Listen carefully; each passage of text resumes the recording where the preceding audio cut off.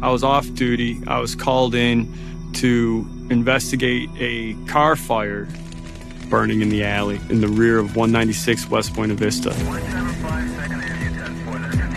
It's the day after Thanksgiving, and most people are still at home, sleeping off their turkey dinner, as the firefighters quickly douse the flames. You can extinguish vehicle fires quite quickly in just a few minutes.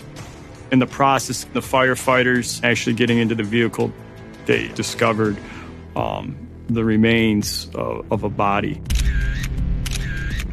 Firefighters determine the victim is a woman. Head down, feet up, wrapped in a comforter or something, a blanket. I mean, she was badly burned. It was incredibly disturbing.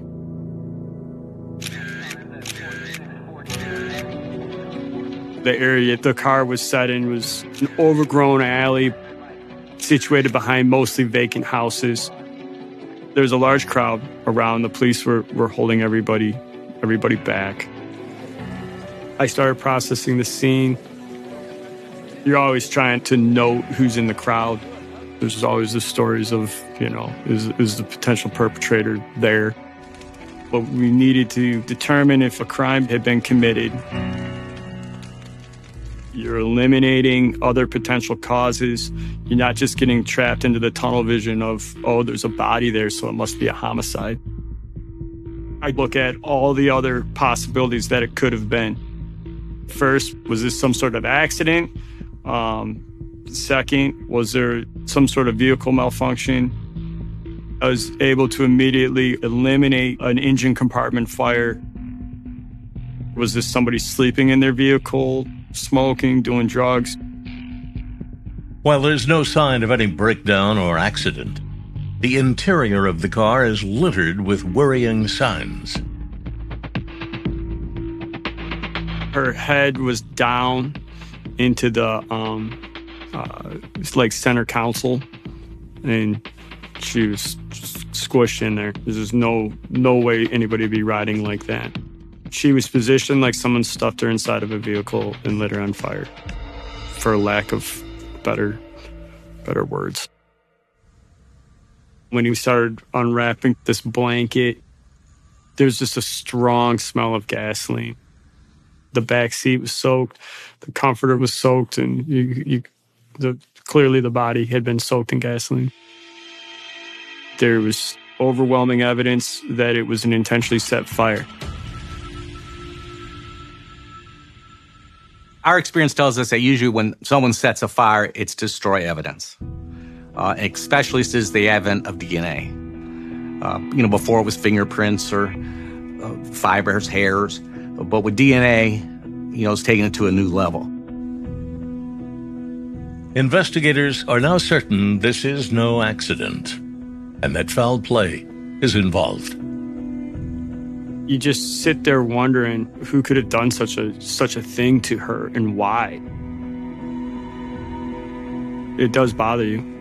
It really does. All of the fatal fires bother you. This particular one was incredibly gruesome. It was an ugly scene. It was obviously not a natural death, and it certainly wasn't an accidental death either. So it certainly pointed to homicide and, to my way of thinking, to an attempt to cover up the crime. Investigator Irwin searches for clues in the alley where the car is parked. This was mostly a vacant neighborhood, really close off the expressway. It did provide good cover for somebody, looking to commit a crime, which I believe played into why the perpetrator chose to set the vehicle on fire there. What's incredibly difficult is you're looking through an alley and there's garbage and debris all over the place. Approximately 40 feet away from the vehicle, there's this burnt blue bag. You're looking at it, you're like, well, did a hose line knock this down there? Was it in the vehicle? anything could be potentially evidence. You don't really know. It was literally, okay, this is burnt. This appears to be part of this fire scene. One could reasonably conclude that it may have been right at the fire in the car and had been dropped some distance down. As they gather what evidence they can, police officers attempt to identify the tragic victim. Police officers ran the plate, and then we were able to see a medical identification bracelet on her wrist, identifying her as Helen Gale. Helen Gale was an 81-year-old widower. She lived alone, and she had 2 daughters. She was a pillar of the community, well-liked by everyone, living an active, very active life. She had worked for the Southfield Parks and Recreation Department for 31 years. She retired, but she still kept doing volunteer part-time work, coordinating their dance programs. She worked there, from 1978 until 2010. There was not a day that she wasn't there. So she loved it. I mean, it was really her soul. It was her heartbeat. She loved people. She was a history buff and a religion buff, and she loved music.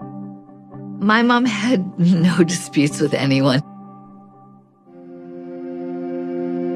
Helen had a wonderful personality. She didn't just sit in a rocking chair at home. Helen was on the move.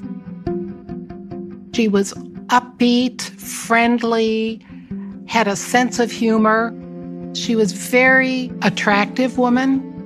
She was meticulous how she dressed. She always put makeup on, had her hair done, didn't look her age. She was not a little old lady of 81. She was more like a 21. After finding Helen Gale's name among the ashes, investigators head to her home to search the premises. No one was home, and everything appeared initially to be relatively normal until a closer look. There was no forced entry. The house was not ransacked either. In the bedroom, her flip phone is open, so she may have even tried to reach over and tried to call the police once she realized an intruder was in the house. Family members said she would never leave home without her phone. And there was a comforter from the bed that was missing. And when Helen Gale's car was found, there was a cloth-type material in the back seat, possibly the comforter that was on Helen Gale's bed, used to cover up the body. The big question with this case right away was who would want to harm Helen Gale? It was hard for me to believe that anyone who knew my mom could do this. Who would want to murder Helen Gale? We did not know the answer.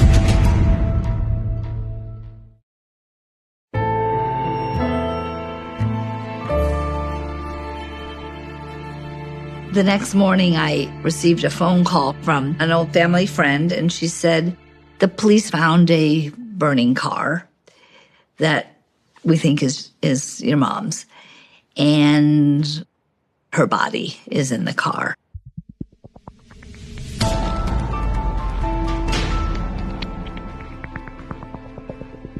And so at that point, I just booked a ticket and jumped on a plane. That was the longest flight I've ever taken.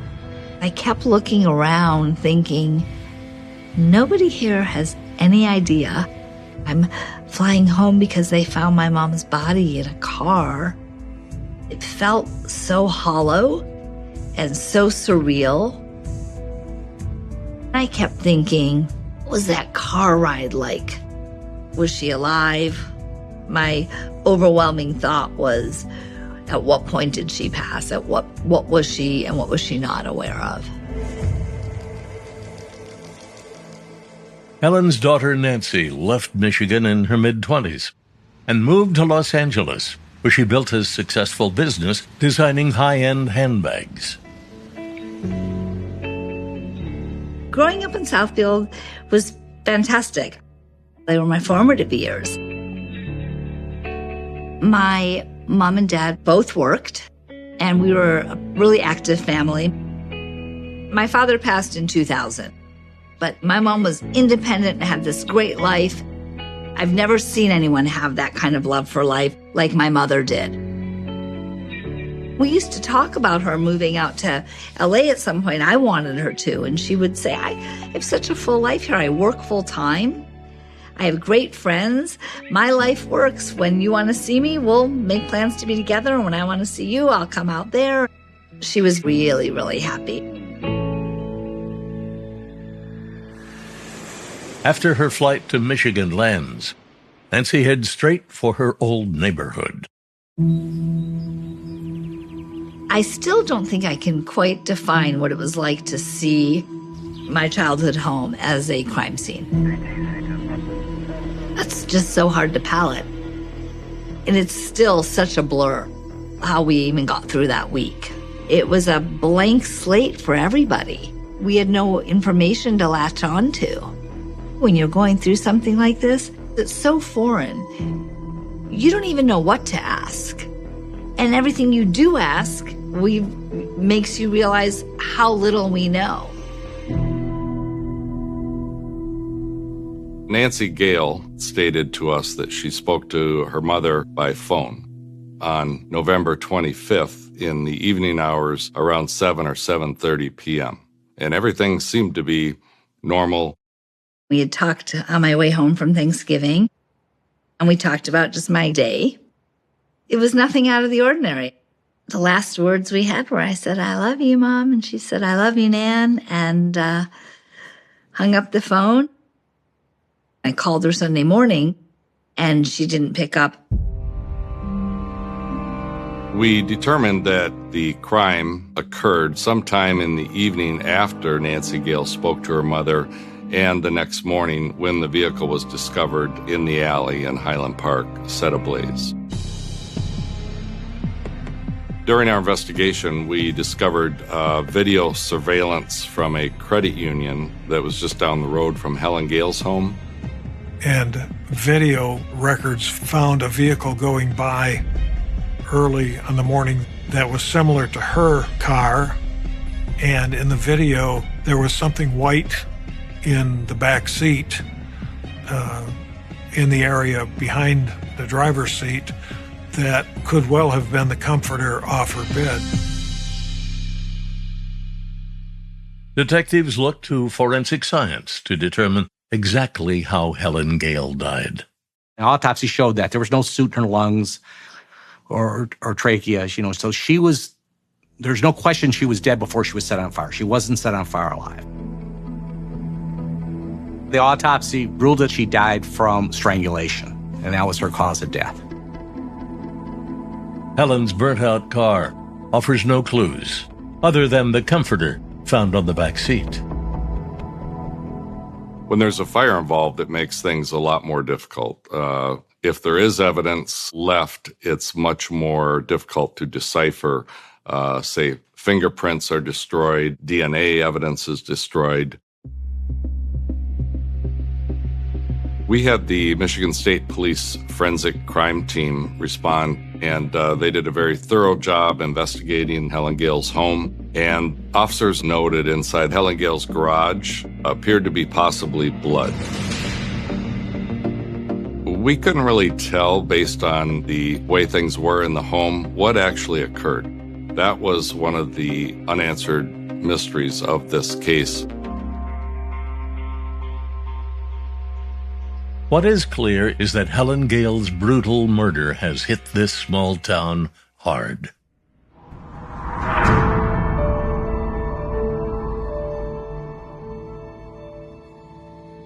The Southfield community was blown away. This isn't something that happened there. This isn't something that happened in any of our circles. She was family to so many people. So it really rocked everybody to the core. We chose to have her celebration of life at the Parks and Rec because that was her life. And those were her people. There were over 100 people there. It meant everything to see everybody there. It was hard for people to really wrap their head around it. So I felt like it was my job to make sure people realized no matter how she died, we had to celebrate her. To see so many people didn't surprise me. Knowing Helen, I knew she had many friends. And there was a press release that day, and I talked for a couple moments about the wonderful person my mom was, and then reached out to the community to please speak up if they had any idea of what happened or if there was any way that they could help this investigation. What makes this case difficult is the fact that there's not an immediate red flag that gives you a direction. In many cases, there is. There's a ex-spouse or there's involvement in criminal activity, so you have a direction right away. But in a case like this where an elderly person is murdered and they've lived a very clean, straightforward, healthy lifestyle, there was no direction that was immediate. There was a reward offered in this homicide, and flyers were put out in the neighborhood. We talked to as many neighbors as we could. We looked at neighborhood residents in terms of parolees or people on probation, and there were several, but none that had the type of criminal history or background that would lead us to believe they would be involved in something like this. Several days after the homicide, a person by the name of Darren Keener, Helen's next-door neighbor, called the police department to report that a gas can was stolen off of his back porch. You always have to look at every possibility. So the thought that a prowler could have stolen the gas can and also done something to Helen Gale, that is a possibility. A prowler could have been involved in this crime.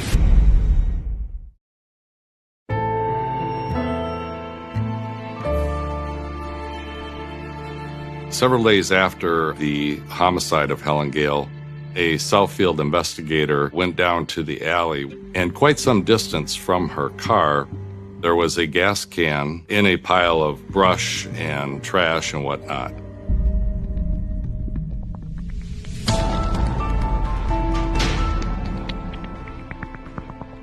There appeared to be a small amount of melted blue substance or fabric on the gas can itself. And we believe that it could possibly be the same material that the blue bag that was found next to the burning vehicle. The traces of melted bag on the gas can proved that the bag and the can were both at the crime scene when the fire was set. Detective Palmer checks with Helen's neighbor, who confirms that the can looks like the one stolen from his porch. I felt it was high probability that it was the can used to start the fire. People don't understand even just a gallon of gasoline in a confined space like that is going to give quite a little explosion.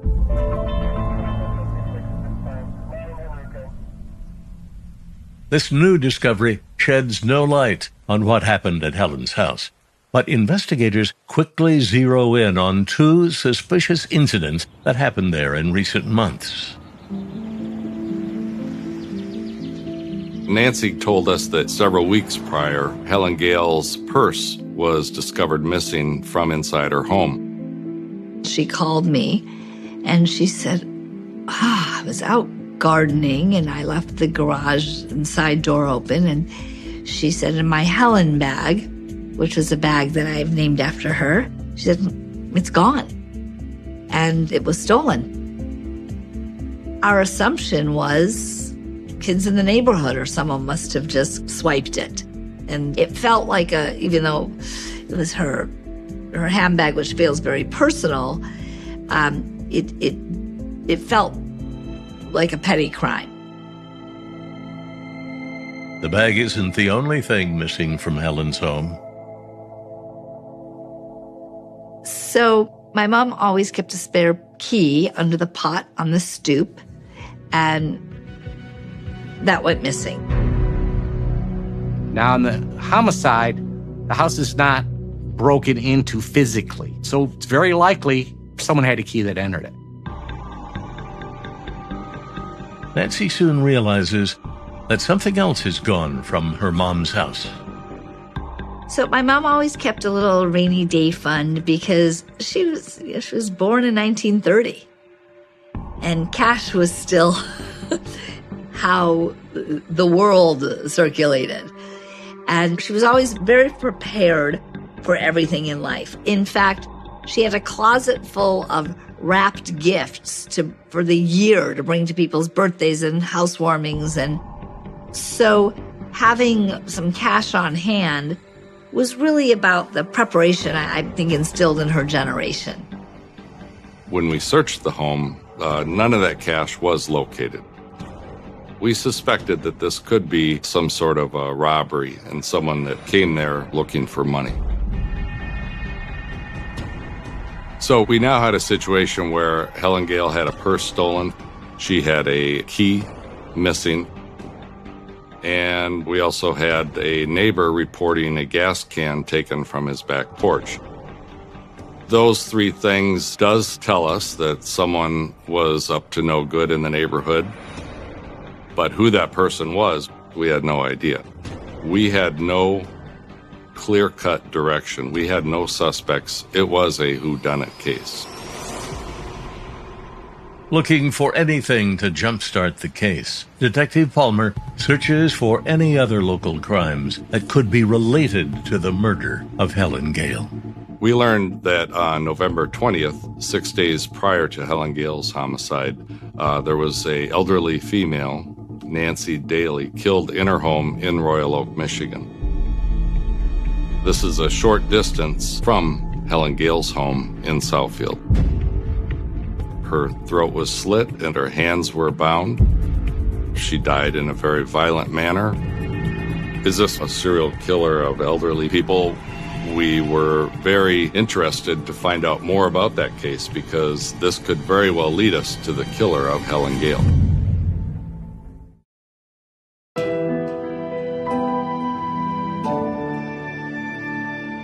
We learned that there was another elderly woman by the name of Nancy Daly killed in her home in a very violent manner in a neighboring community.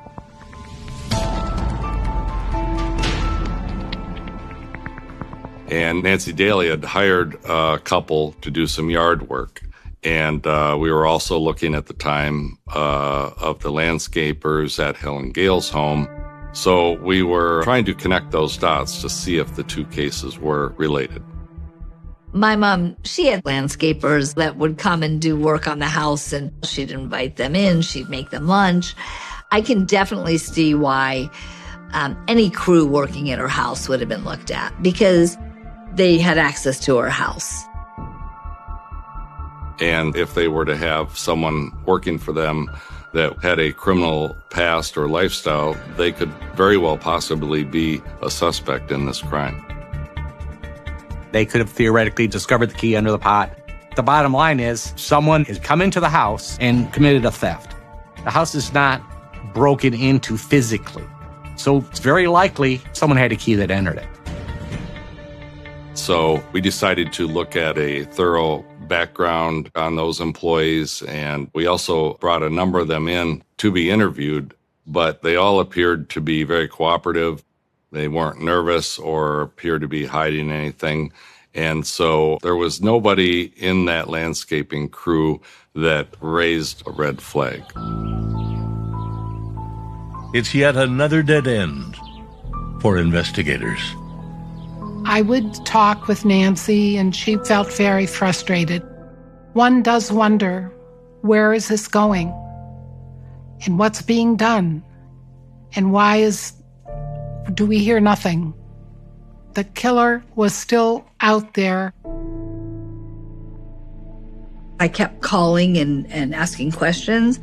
I felt like I was being, sort of pacified by the department. They were trying and looking, and of course they have bosses and people moving them to new cases. Daryl Palmer was always there for me, always pick up the phone. He used to say, I will not retire until this case has been solved. But I feel like even he was sort of pushed into this place where there was nothing more he could do. Helen Gale's actual case file was kept on my desk, and I never put it in a cabinet where it was out of sight, out of mind. But in 2016, I went back to being a patrol officer, became an evidence tech and training officer for the last few years of my career. With Detective Palmer no longer in charge, the case of the murdered grandmother goes as cold as a Michigan snowstorm.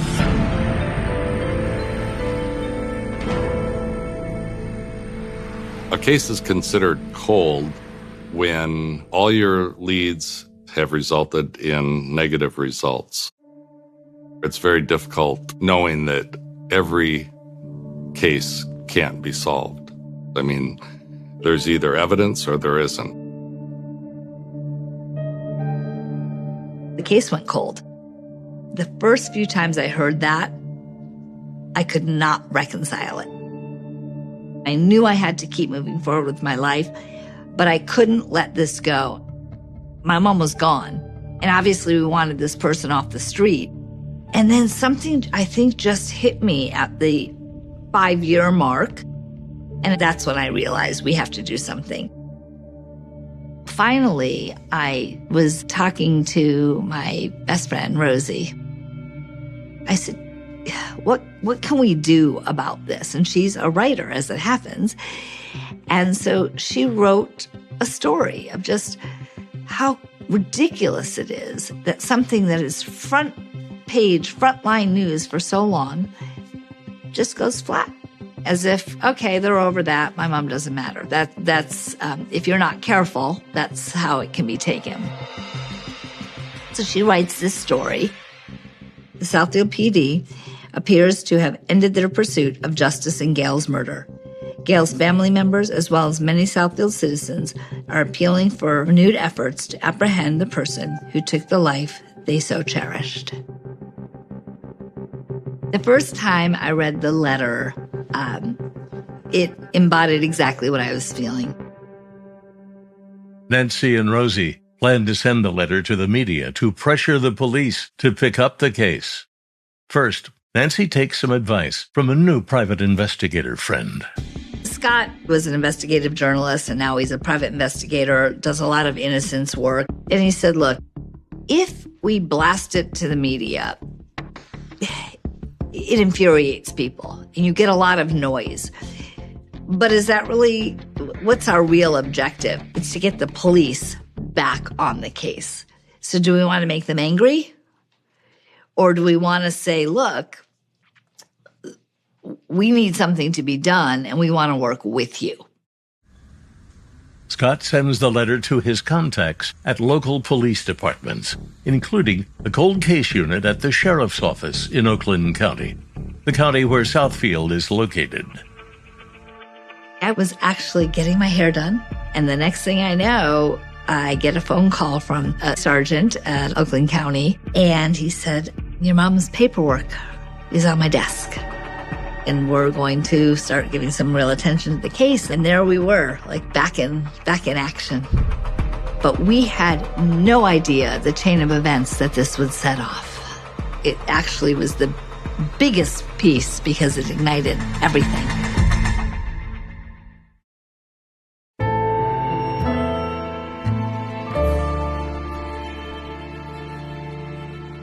When we first got the case, we start to read and read and read.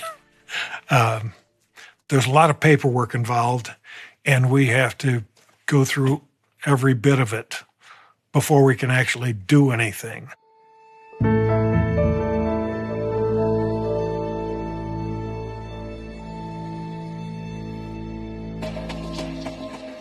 We saw that Southfield had talked to Darren Keener, a neighbor of Helen. Darren, right? Yeah. Back in 2011, Keener reported his gas can stolen from his front porch. A gas can that was found near Helen Gale's burnt car, along with a partially burnt blue bag. The last time you saw that can, do you remember if it was in the bag or out of the bag? I don't know. I just know it was right by that door. So you don't know if it was in the bag? I'm not 100% sure on that. Darren Keener had an alibi. The murder happened on the Friday night, Saturday morning of the Thanksgiving weekend. Keener's alibi was that he had his daughter that weekend. He had been divorced from his ex-wife, and he had, I believe, one weekend a month where she could stay with him. And he told Southfield that that was his weekend, and he had spent the weekend with his daughter, most of it at his mother's house. And when we start following up with additional interviews, Darren Keener jumped out at us for several reasons. His life was a train wreck at the time of the murder.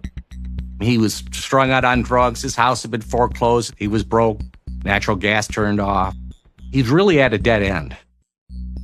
The fact that he had a history of narcotics use gave him a motive for stealing money from her.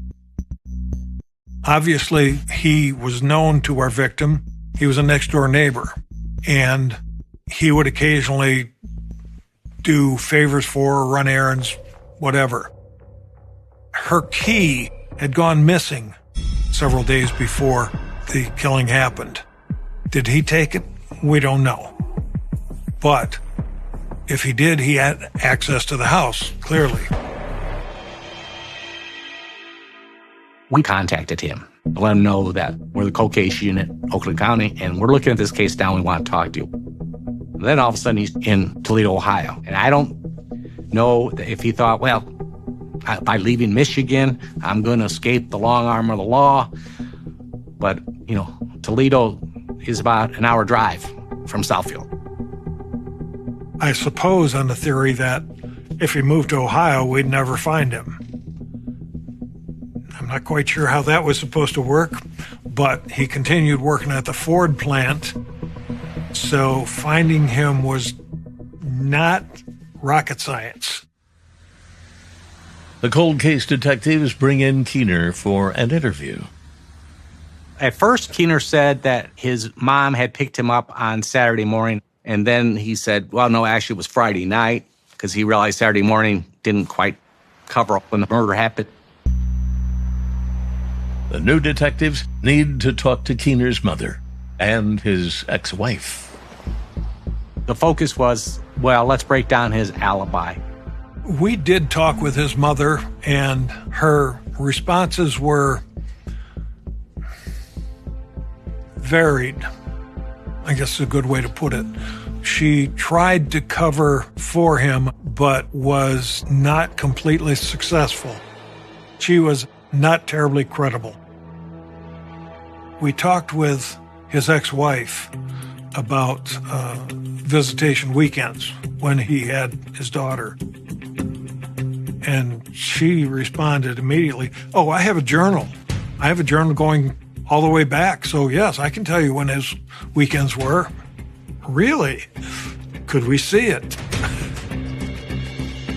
And it was pretty detailed and went back a long way, including the time of this homicide. So it was extremely helpful. So the records showed that he didn't have her that weekend. His alibi is verifiably false. So when his alibi falls apart, he goes way up on the suspect list. The cold case team takes a closer look at Keener's cell phone records. One of the things we found was that he made some calls to a part-time girlfriend whom he had met, as I recall, in rehab, and told her that morning after the crime had happened that he had done something bad, something very bad. She didn't know what it was about, but he was definitely upset and possibly remorseful after the killing happened, which is terrific evidence also. So not only are we attacking his alibi, but now we have more circumstantial evidence that he's our suspect. the things he told Southfield PD aren't true. It's all nonsense.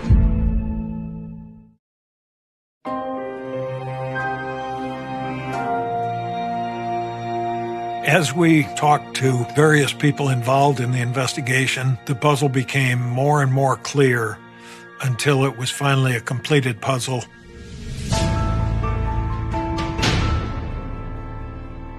I was convinced way beyond a reasonable doubt that Keener was our guy, that he had attacked and killed Helen Gale in her bedroom, had put her in the car, taken her car with the body in it to Highland Park, and torched it in an attempt to separate it from the initial crime scene.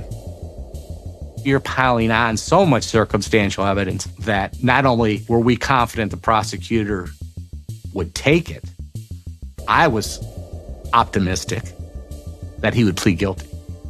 Because I'm looking at this going, I'd love to try this case. And I would love to have this type of evidence that you just can't explain away. And that's when we arrested him and put him in front of the court.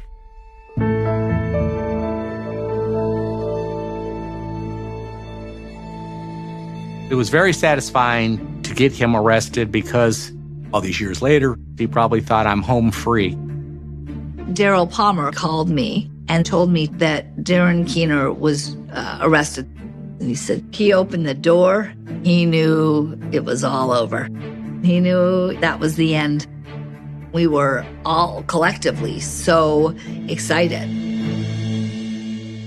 We went to see the hearings. It was terrible to lay eyes on this man, this person that did this. What's under that skin? That a human being could do this. I believe Keener was probably using drugs that night. He probably needed more money for more drugs. Helen Gale was often not home on Thanksgiving weekend because she would be visiting one of her children. So Darren Keener may have assumed that this was a good opportunity to use that key, come into the house, and see what he could get. In any event, what I do seriously believe is once he got into the house, she may have surprised him, whatever, but he kills her in the bedroom.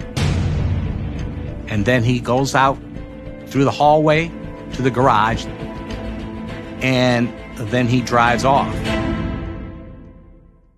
Facing overwhelming evidence against him, Keener strikes a plea deal, just as cold case detectives had hoped. He was charged with murder and subsequently pled guilty to second-degree murder. He never confessed what he did. He pled guilty, but he never explained his actions. I think I feel better not knowing exactly what happened. The truth is, if I knew exactly what happened, then I could never get that picture out of my head. By the very nature of a plea, you're not going to get 100% of what you want, but you take the uncertainty of a jury away. You take the stress of a trial away from the family, and you get justice. He was sentenced to 12 to 50 years in prison. And so overall, I'm satisfied, especially if it's closer to 50. I was happy with the plea deal because we knew at this point we needed to move forward. We found who it was, very happy that he'd be behind bars and couldn't do this to someone else. My feeling is Helen's case was solved because of Nancy's relentless quest to get justice for her mother. The impact statement for me was a complete catharsis. But still, to this day, no matter how much I can deal with it and how much I can focus on the greatness of my mom, every time the words, my mom was murdered, come out of my mouth, it's like I see myself saying those words, and it's still so impossible to believe. There was a lot of sadness for me. I of course, the obvious sadness for my mom's friends and family, and for me and my friends, and just, I was also really sad for Keener's family, because they're innocent bystanders to this. They have nothing to do with this. And they get sort of cast out into the world of, you don't matter because you're associated with him. I do feel like, I think the final chapter is this journey to forgiveness that I think I have, I think I am there. And it's not forgiving him for doing this. It's just this understanding of where people can find themselves in life. Something snapped for this man. And that makes me sad. And it feels better to feel sad for him. And it's really a nod to my mom. She taught me to be resilient, and she taught me about redemption. And that is my mom's legacy. That is Helen Gale's legacy. I don't want to be a person defined by my tragedies. I want to honor her by staying like a joyous, happy soul. Because when we're here, that's a choice we get to make every day. The vast, seemingly infinite expanse of the Pacific Ocean holds countless islands, each a solitary world suspended in a vast blue void. Among these scattered territories lies American Samoa, a place where profound natural beauty often conceals the complex realities of human existence. When we think of these remote islands, our minds frequently conjure images of idyllic tranquility, of swaying palm trees and rhythmic waves breaking against untouched shores. We rarely associate such geographic isolation with the rigid, mechanical, and often unforgiving machinery of criminal justice. Yet, it is precisely within these isolated borders that some of the most fundamental questions about law, human rights, and the reach of constitutional authority are tested. In the eastern part of the island of Tutuila, the main island of American Samoa, sits the village of Tula. In the late 1960s, Tula was a community defined by its deep interconnectedness. It was a place where anonymity was a foreign concept, where generational roots intertwined, and where every resident was a known entity, bound to their neighbors by proximity and shared existence. In a community constructed on such intimate foundations, the sudden eruption of fatal violence does not merely end a single life. It shatters the collective psychological architecture of the entire village. The year was 1967, a period of significant transition across the globe, yet in the remote corners of the Pacific, time often moved at a different, more deliberate pace. American Samoa, during this era, was governed by a legal framework that still bore the heavy, inflexible characteristics of older administrative epochs. The territory operated under the American Samoa Code, a system of laws attempting to bridge the gap between traditional island customs and the formalized constitutional requirements of the United States. This was a fragile bridge, fraught with procedural ambiguities and systemic vulnerabilities. The justice system was a localized mechanism, designed to maintain order in a small territory, but it was not yet fully aligned with the robust, unyielding standards of due process that defined the federal courts on the mainland. It was within this specific historical and legal environment that a sudden, brutal act of violence occurred, an act that would not only devastate the village of Tula, but would also send shockwave through the territorial courts, ultimately forcing a profound reevaluation of how justice was administered on the island.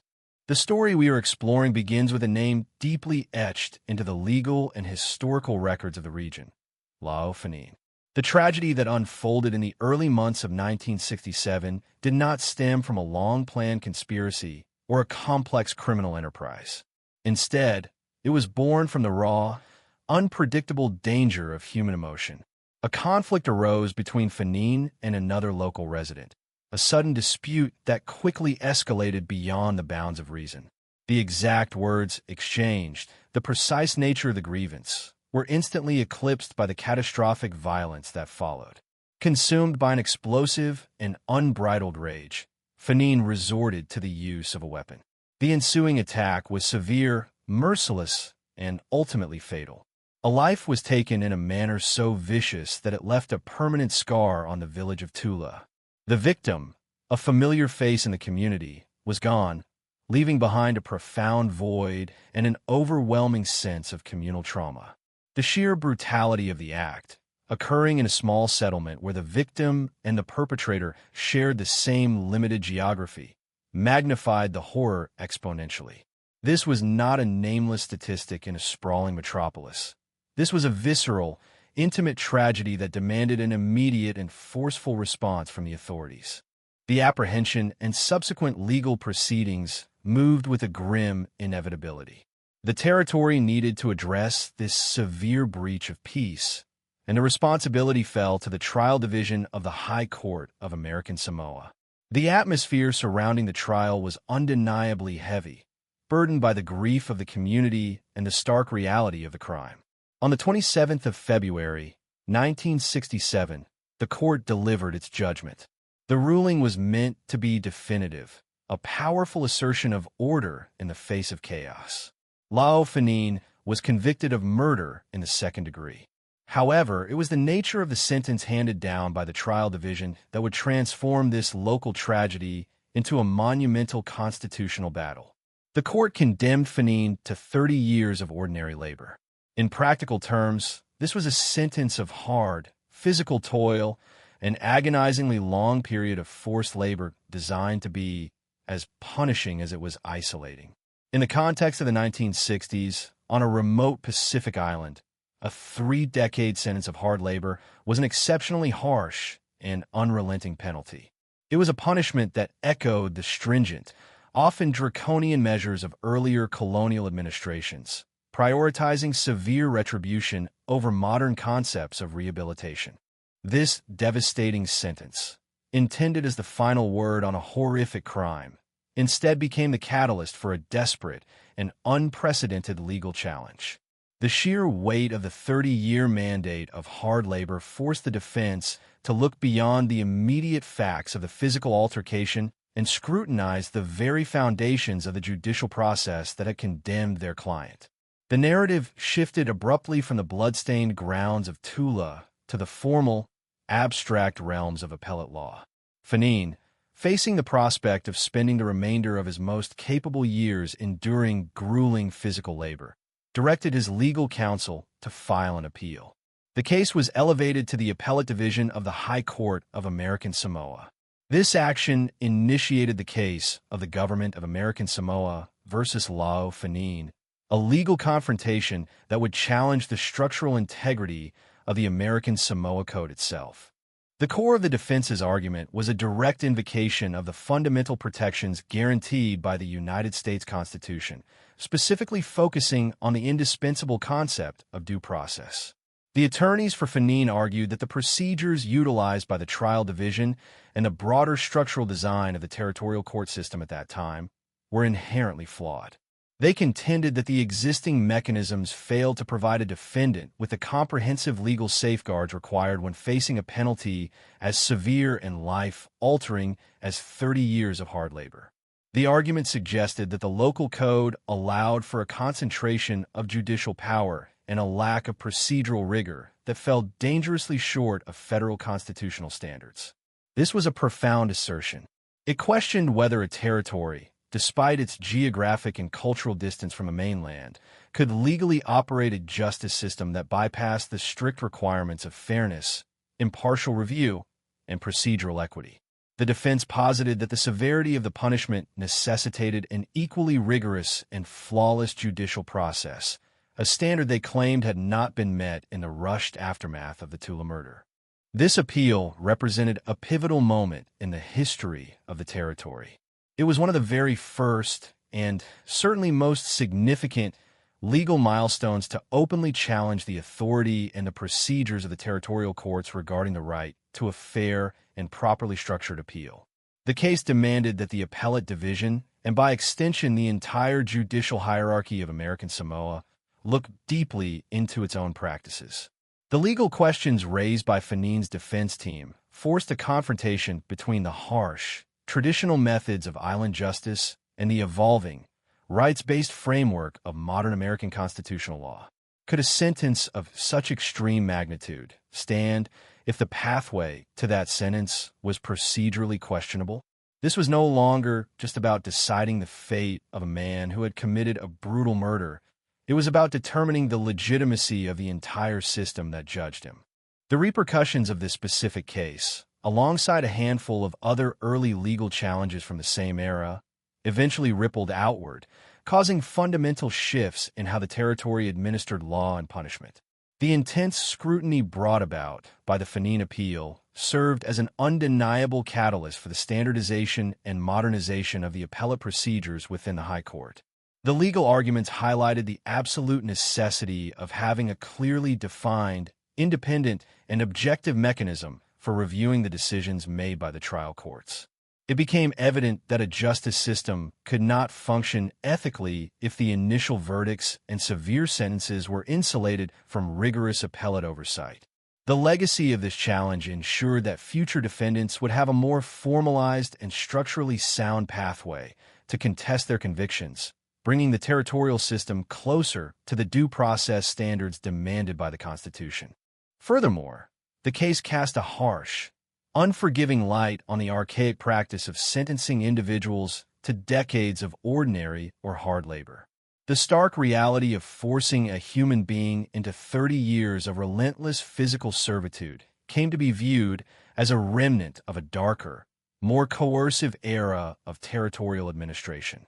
In the decades that followed the Fannin ruling, this intense legal focus contributed significantly to the gradual reform of the penal system in American Samoa.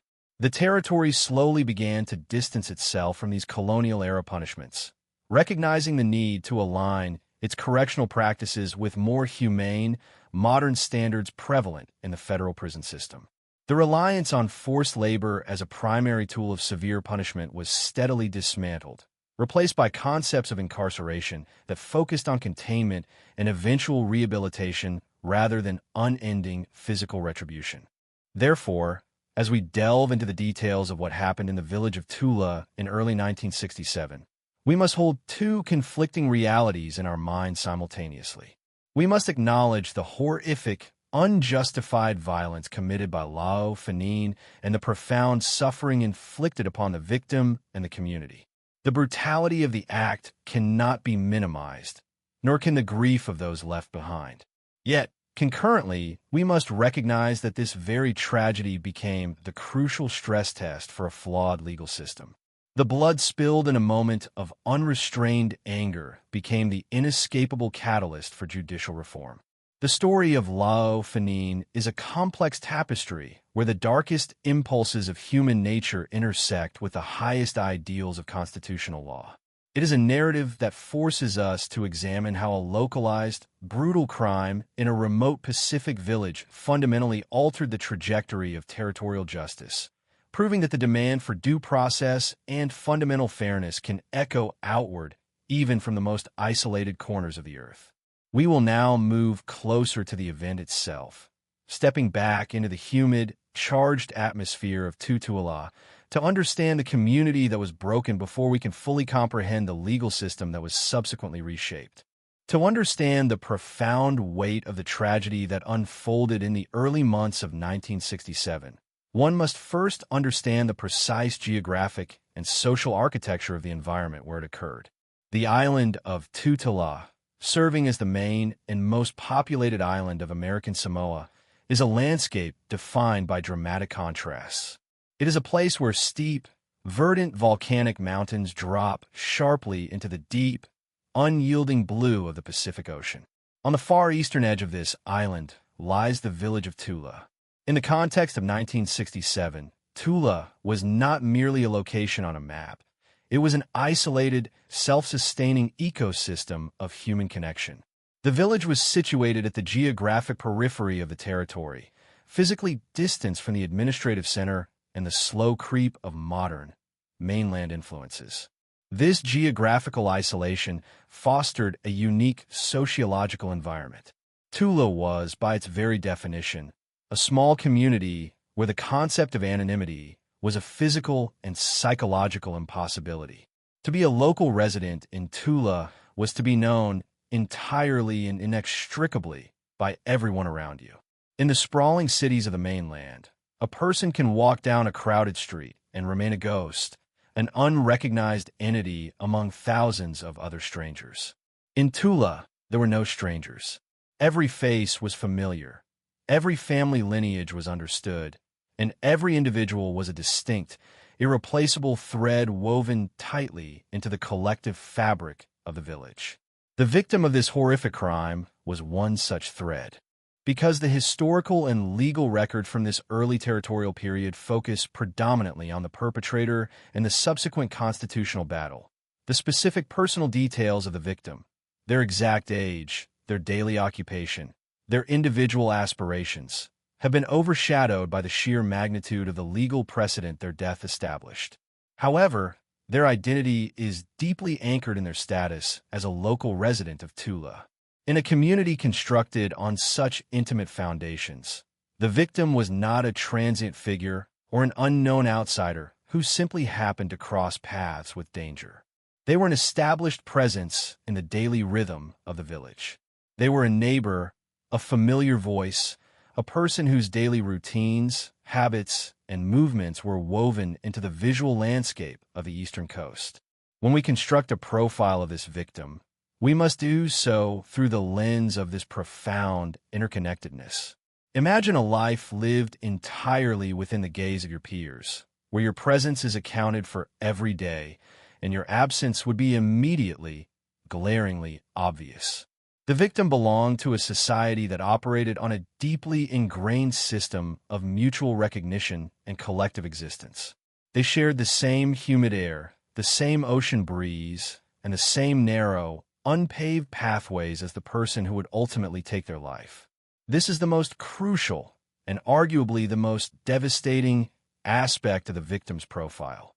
They were surrounded by people they knew in a place they likely considered the safest environment on Earth, only to be struck down by a member of that very same community.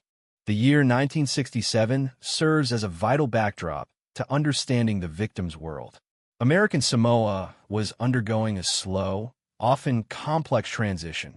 The old ways of island governance and dispute resolution were increasingly interacting with the formalized, bureaucratic structures of the American legal system. Yet, out in the villages like Tula, the primary dictates of daily life were still heavily influenced by traditional social structures, respect for elders, and a communal understanding of order. The victim lived their life within these parameters. They navigated a world where disputes were typically handled through community mediation, where social harmony was prized above all else, because in a closed system, prolonged conflict is toxic to the entire group. The expectation of peace was not just a hopeful sentiment. It was a necessary mechanism for survival.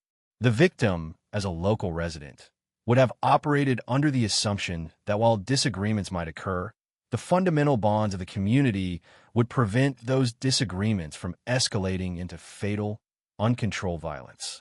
They trusted the social contract of Tula. They walked the paths of their village with the inherent, unwritten security that comes from being surrounded by one's own people. To empathize with the victim is to place yourself in that environment of complete familiarity and subsequent betrayal. Consider the sensory reality of their daily existence.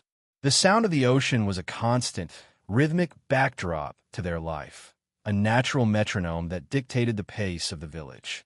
The intense tropical sun, the sudden, heavy rains, the specific smell of the vegetation. These were the environmental constants that the victim experienced every day. Their life was a series of known variables. They knew the people they passed on the way to the coast. They recognized the voices drifting from neighboring dwellings. They existed in a space of absolute spatial and social predictability. When the sudden, explosive conflict with Lao Fanine erupted, it was not merely a physical attack. It was a violent rupture of this predictability. The victim was forced to confront a reality where the known environment suddenly and inexplicably became lethal. The horror of the incident lies not just in the physical trauma inflicted, but in the psychological shock of realizing that the threat did not come from an invader, an outsider, or an unknown enemy, but from within the very community that was supposed to offer protection. The fact that the victim and Lao Fanin were both local residents of this same small village adds a layer of profound tragedy to the narrative. In the weeks, months, and years leading up to that fatal day in early 1967, they had undoubtedly interacted. They had existed in the same shared space, their lives running on parallel, intersecting tracks within the tiny geographic footprint of Tula. There's a specific kind of vulnerability that exists only in such communities. You cannot simply walk away or disappear into a crowd to avoid someone. You are bound to them by proximity. The victim's life was an open book to the village, just as the village was an open book to them. Their safety relied entirely on the self-restraint and rationality of their neighbors. When that restraint completely evaporated in Fanin's sudden burst of rage, the victim was left entirely defenseless against a familiar face turned inexplicably hostile. They were trapped in a paradox. The very closeness of the community that defined their life also created the claustrophobic arena for their demise.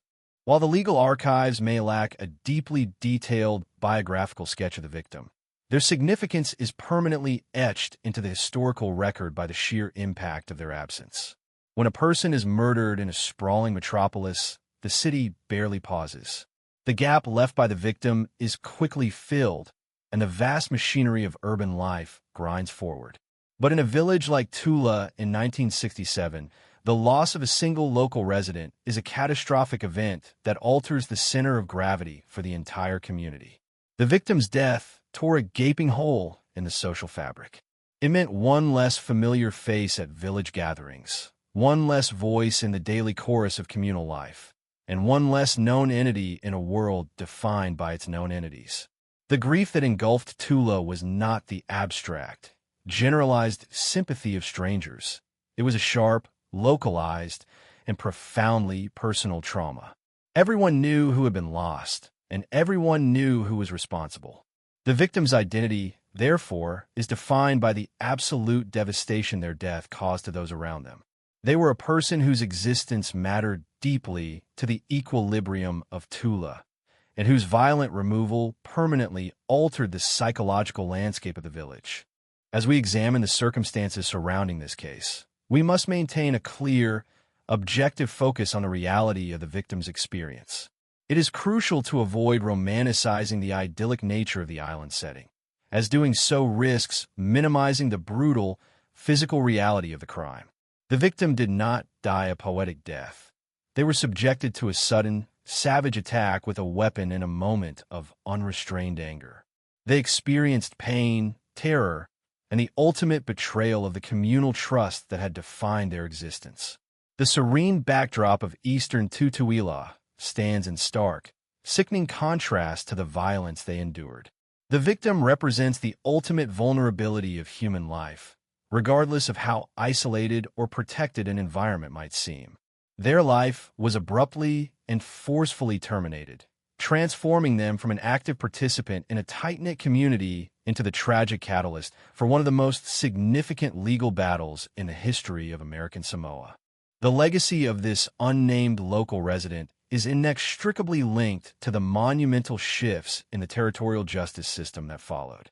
Because their life was taken so brutally, and because the resulting punishment of 30 years hard labor for the perpetrator sparked a constitutional crisis regarding due process, the victim's death inadvertently became the foundation upon which a more rigorous, objective, and fair legal framework was eventually built.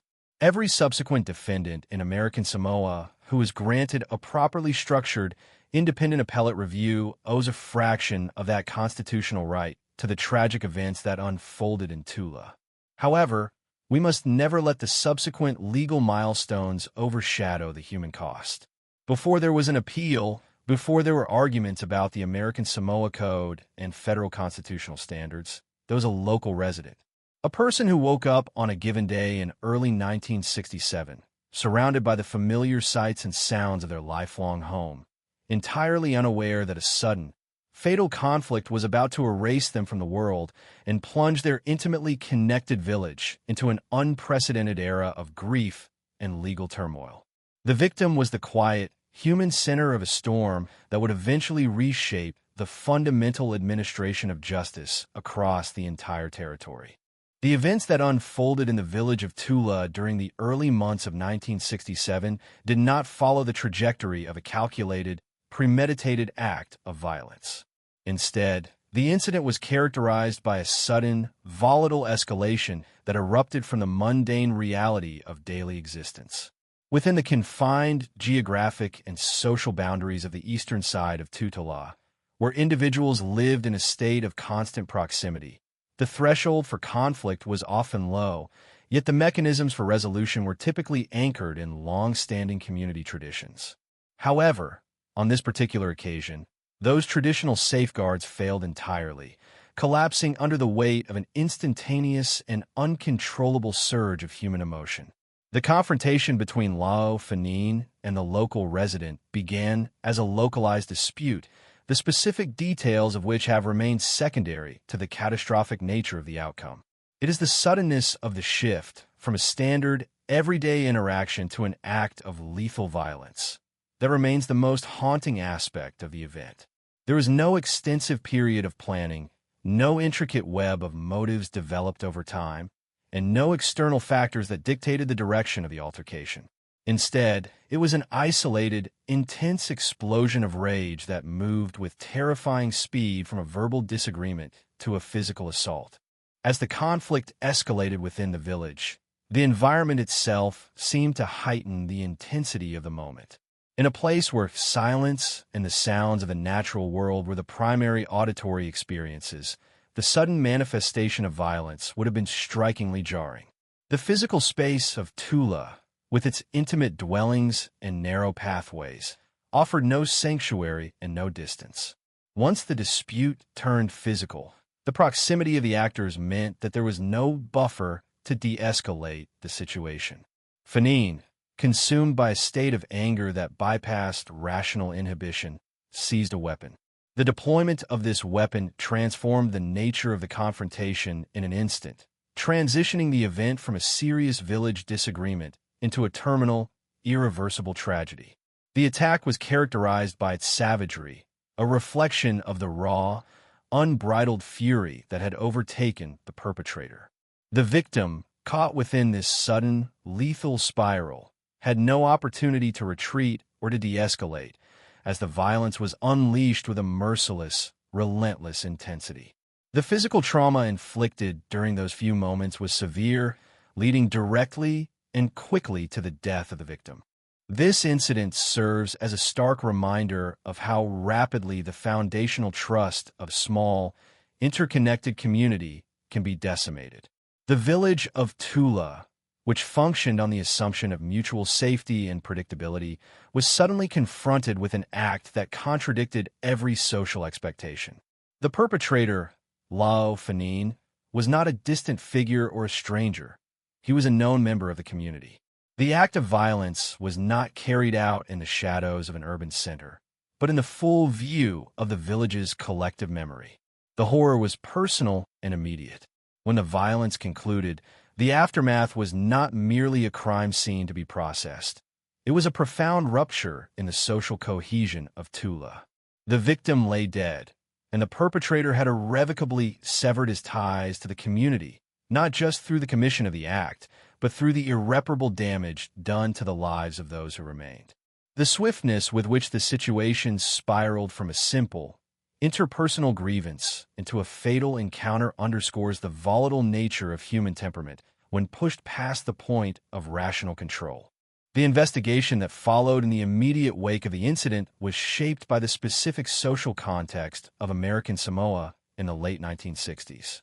Because the village was small and the incident occurred in a setting of complete visibility, the process of identifying the perpetrator and reconstructing the events was not a challenge of forensic mystery, but rather a challenge of bureaucratic and procedural execution. The territorial authorities were called upon to address a crime that had already been witnessed, in effect, by the entire community. There was no doubt regarding the identity of the person responsible. The challenge for the authorities, therefore, lay in managing the transition from an act of village-level conflict to the formal, legal proceedings of the territorial justice system. The investigation moved quickly, gathering the necessary accounts and documenting the physical evidence of the struggle. For the authorities, the task was to ensure that the facts were collected with sufficient rigor to meet the requirements of the legal framework, even as that framework itself was beginning to show its limitations under the pressure of such a serious crime. As the investigation proceeded, the psychological state of the community began to shift from the immediate shock of the murder to the looming reality of the legal process. The villagers, who had lived their lives under the assumption of traditional, localized conflict resolution, were now forced to witness the arrival of a formal and often impersonal legal apparatus. The investigation necessitated that the intimate, personal details of the incident be transformed into detached, cold, and evidentiary components for the court.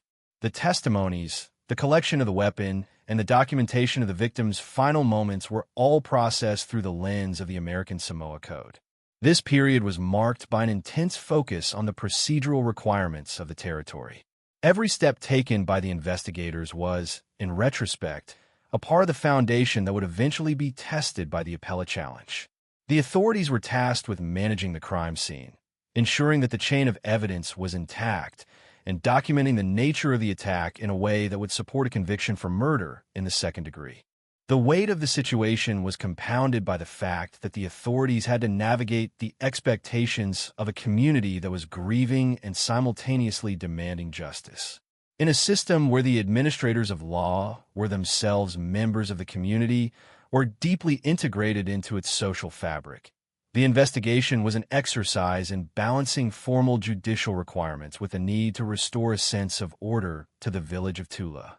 The evidence collected during this phase was the cornerstone upon which the entire subsequent trial would be built.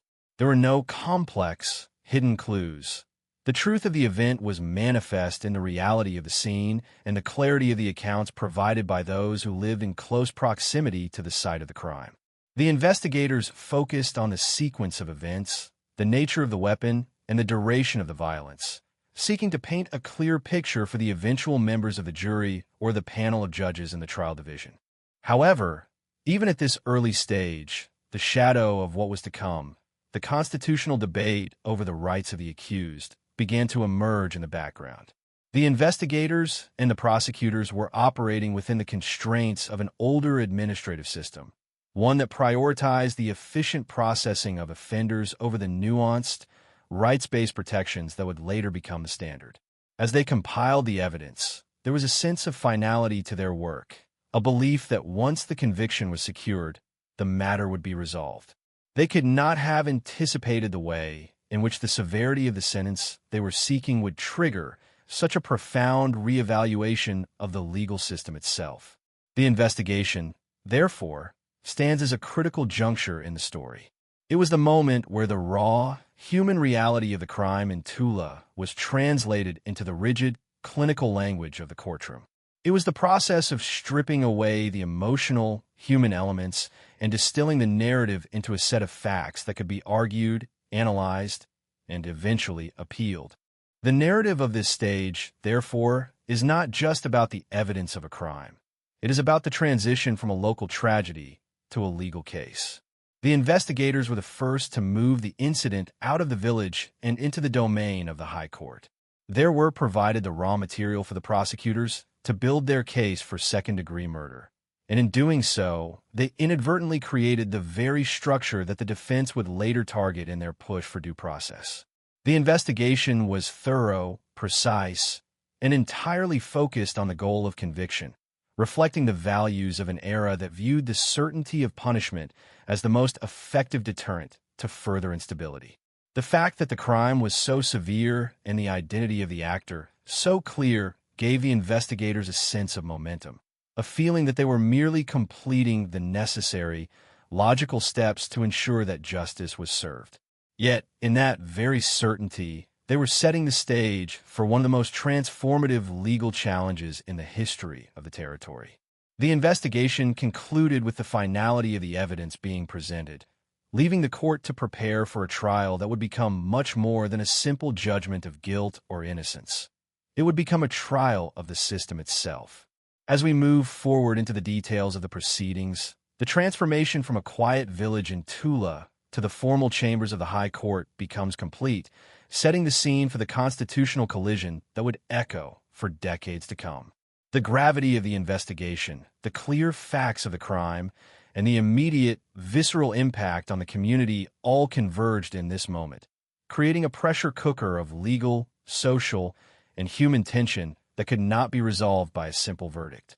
The transition from the raw, visceral reality of the incident in Tula to the cold, structured environment of the legal proceedings was a transformation that stripped away the nuance of human emotion, replacing it with the rigid architecture of the law. As the case moved into the formal domain of the trial division of the High Court of American Samoa, the narrative ceased to be the property of the village and became a matter for the state. This phase was defined by a meticulous, almost clinical approach to reconstruction. The authorities understood that in a case of this gravity, where a life had been taken in a community that witnessed the entirety of the act, the prosecution needed to establish a narrative that was not only compelling but also beyond legal reproach. The investigation became an exercise in forensic certainty, as the prosecution sought to map the physical and temporal sequence of the crime with absolute precision.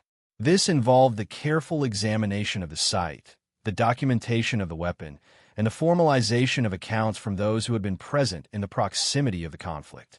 The process was intended to leave no room for ambiguity, ensuring that the trial would be a demonstration of the court's authority and the efficacy of the territorial legal system. The attorneys and investigators operated within a framework that, while functional, was beginning to feel the strain of modernity. They were documenting a crime that stood out for its brutality, and the pressure to secure a conviction was immense. Every piece of evidence, the physical traces of the struggle, the testimonies regarding the initial eruption of rage, and the finality of the victim's demise, was treated as a building block for the indictment. The prosecutors focused on the specific elements required to prove murder in the second degree, ensuring that the intent and the lethal result were clearly linked in the evidence provided. This was a process of distillation. The messy, chaotic reality of the dispute in Tula was filtered through the procedural requirements of the court, removing the social complexities and individual histories of the participants in order to present a narrative that was legally digestible. This distillation was essential for the prosecution, as it allowed them to present a case that was clean, logical, and focused solely on the commission of the act and the guilt of the perpetrator. However, beneath the surface of this procedural order, the first subtle, intellectual tensions regarding the nature of the defense were beginning to manifest. While the prosecution was engaged in the mechanics of conviction, the defense was engaged in the mechanics of process. It was during this investigative phase that the attorneys for Lau Fanin began to scrutinize the systemic machinery of the court itself. They were looking for the fractures in the legal structure that would later form the basis of their appellate challenge. They monitored the investigative process with a critical eye, ensuring that every procedural step taken by the state was documented. This was not a passive observation. It was the gathering of ammunition for a later assault on the trial's legitimacy. The defense was not necessarily trying to disprove the physical fact of the murder. The evidence was too overwhelming for that. But they were actively identifying the points where the territorial process deviated from the established, rigorous standards of the federal courts on the mainland. The investigation, therefore, served a dual purpose. For the state, it was a path to closure and the enforcement of the law. For the defense, it was a diagnostic tool, a way to map the structural inadequacies of the system that would eventually justify a request for appellate review. The tension between these two perspectives was palpable, even if it remained largely unspoken during the discovery phase. The authorities were moving with the confidence of an establishment that believed its power to be absolute, while the defense was operating with the cautious, strategic awareness of a party that realized the system was vulnerable. This strategic friction was the real, underlying story of the investigation. It was a contest not just of facts, but of legal philosophies. The state represented the traditional top-down authority of the territorial administration, while the defense represented the encroaching, rights-based perspective of constitutional law. Every witness statement taken, every piece of evidence catalog was a transaction in this broader, more consequential negotiation. The details of the investigation themselves are striking in their documentation of the event's intensity. The forensic work, limited as it was by the resources of the time, was nonetheless exhaustive in its attempt to reconstruct the final, fatal minutes of the victim's life. The descriptions of the scene, the accounts of the weapon's use, and the timeline of the escalation were all documented with a level of detail that aimed to recreate the horror of the crime for the benefit of the court. The prosecutors knew that for a sentence of significant duration to be justified, the record had to clearly demonstrate the severity of the act. The focus was on the lack of restraint, the deliberate use of the weapon, and the totality of the victim's loss. This was a narrative of accountability. The authorities were not just gathering evidence. They were curating a record that would justify the imposition of a severe 30-year term of hard labor. They were building a fortress of facts that they believed would be impregnable to any subsequent challenge. Yet, this fortress was constructed on a foundation that the defense was actively trying to undermine. The defense was not looking for cracks in the evidence. They were looking for cracks in the authority that produced the evidence. They examined the protocols of the arrest, the conditions under which statements were obtained, and the composition of the trial body itself. They were effectively putting the territorial legal system on trial, even while the formal proceeding was still in its preparatory stage. This was a sophisticated, high-stakes game of legal positioning.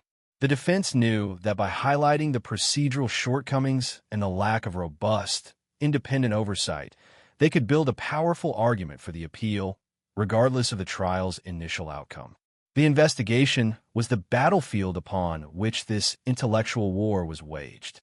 The state's focus was on the what and the how of the murder. The defense's focus was on the who and the why of the judicial process. As the pretrial phase progressed, the atmosphere in the community of Tula grew increasingly heavy. The presence of legal officials, the repeated, invasive questions, and the lingering, spectral presence of the crime itself weighed on the residents. The village was no longer a place of quiet, predictable life.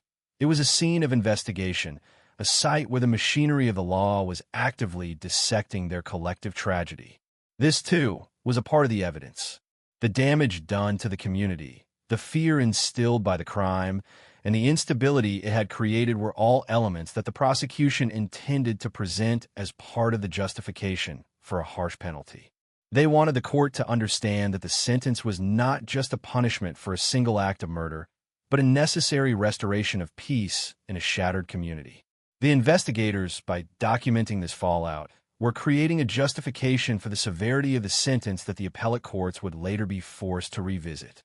The investigation was thus a multi-layered event. It was a forensic mission to establish the facts of a crime, a bureaucratic exercise to prepare for a trial, a strategic battle for legal positioning, and a psychological record of a community's trauma. It moved with a relentless, mechanical momentum, driven by the needs of a system that prioritized order and the assertion of authority. The officials involved in this phase were convinced that they were performing their duty, unaware that they were also the unwitting agents of a seismic shift in the law. They were building the very case that would dismantle the old ways of the territory. The evidence gathered was sufficient to secure a conviction, but the process used to secure that evidence would become the subject of intense, historic debate. By the time the investigation concluded and the formal charges were finalized, the stage was set for the trial. The evidence was secured, the witnesses were prepared, and the legal teams were positioned. The village of Tula remained, waiting for the legal machinery to finish its work, hoping for a return to the normalcy that had been so violently taken away. But the path forward was no longer clear. The defense had successfully laid the groundwork for an appellate challenge that would reach far beyond the borders of Tutuila. The investigative phase had transformed the crime from a local horror into a legal landmark. The process was, in every sense, a catalyst. the ignition point for a conflict between the past and the future, between the traditional authority of a small, isolated territory and the evolving, universal standards of the American legal system. As the investigators closed their files and handed the evidence over to the prosecution, they did so with the satisfaction of a job completed.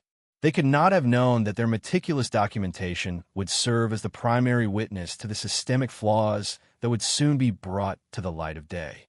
The case of the government against Lao Fanin was now ready to be heard, and the history of American Samoan jurisprudence was about to be irreversibly altered by the arguments and outcomes that would emerge from the courtroom. The procedural rigor of the investigation, designed to ensure a conviction, had inadvertently provided the blueprint for a constitutional challenge that would eventually redefine the meaning of justice for every citizen of the territory. The courtroom of the Trial Division of the High Court of American Samoa, on that late February day in 1967, was a space defined by a stifling, oppressive gravity. The proceedings were not merely an assessment of guilt. They were a ritualized enactment of territorial authority, a formal response to a breach of social order that had shaken the foundation of the village of Tula. As the trial unfolded, the courtroom transformed into a theater of confrontation where the cold, detached language of the law clashed with the visceral, human tragedy of the murder. The air in the chamber was thick with the weight of expectation. The victim's family and the residents of Tula watched in silence, their grief and their demand for retribution hanging over the proceedings like a shroud. The perpetrator, Lao Fanin, sat as the focal point of this intense scrutiny, his presence a stark, physical reminder of the violence that had shattered their quiet, coastal life. The prosecution, confident in the strength of their evidence, moved with a surgical precision to demonstrate the culpability of the defendant. They presented the sequence of events with a relentless, linear logic, ensuring that every piece of evidence, the nature of the weapon, the intensity of the struggle, and the final, fatal result, was presented as a definitive, incontestable truth. They did not aim for nuance. They aimed for conviction. They painted a picture of a man consumed by an uncontrollable rage, an individual whose actions had rendered him a danger to the very community he was supposed to share his life with.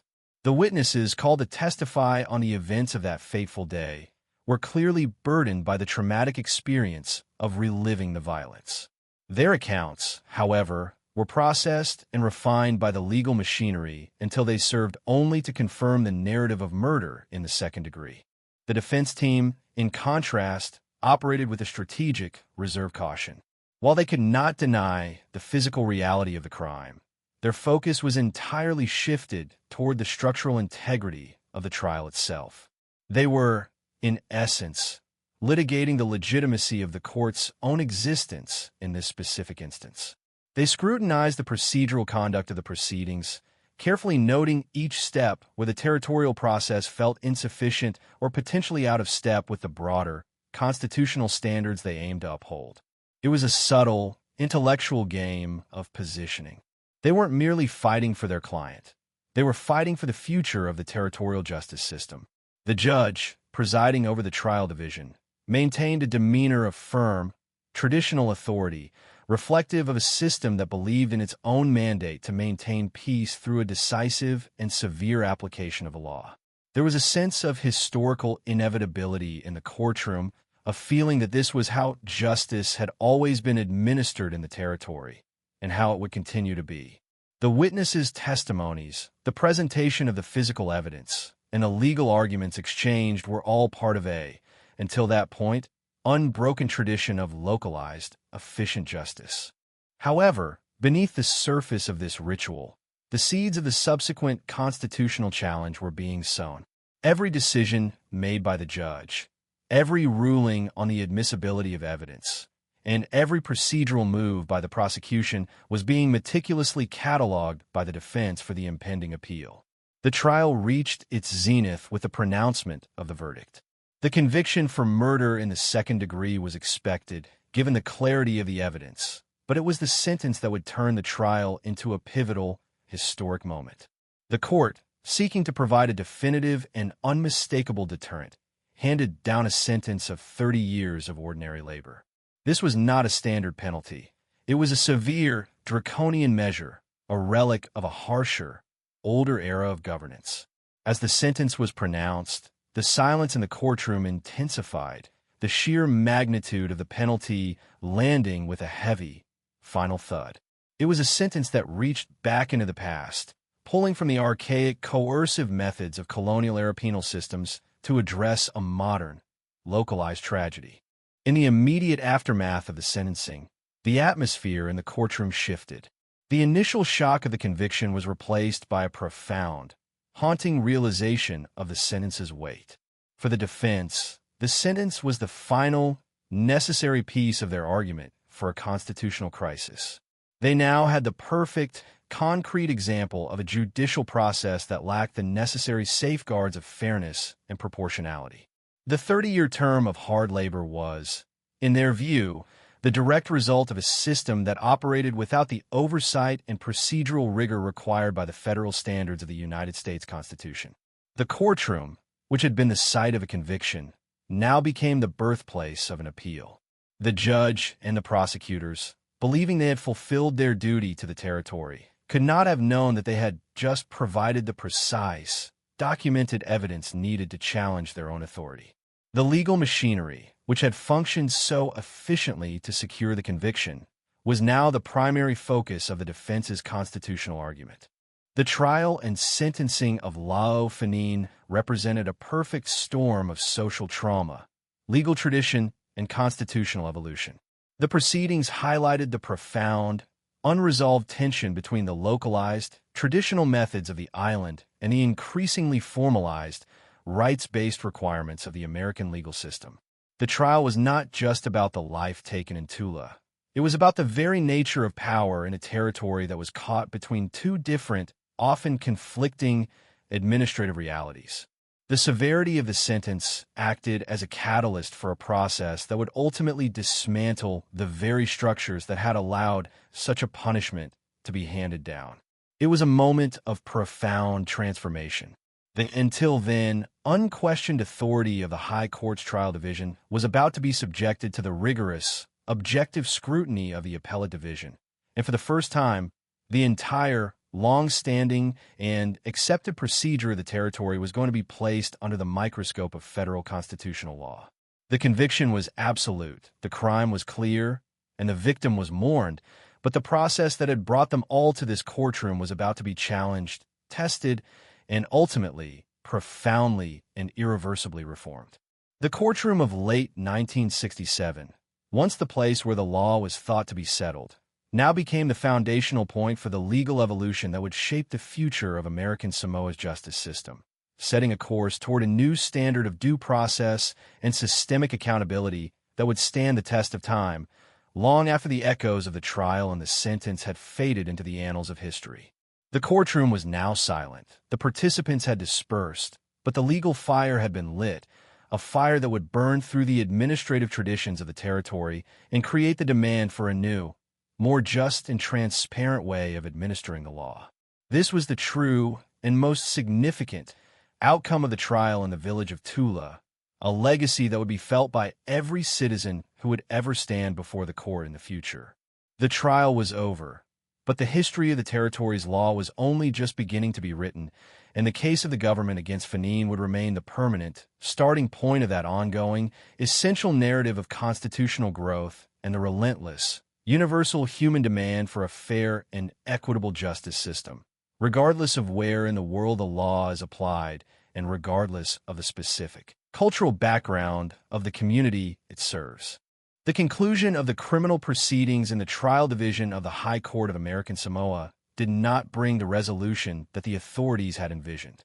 Instead, the sentencing of Lao Fanin to 30 years of ordinary labor ignited a legal and constitutional firestorm that would irrevocably alter the landscape of the territory's justice system.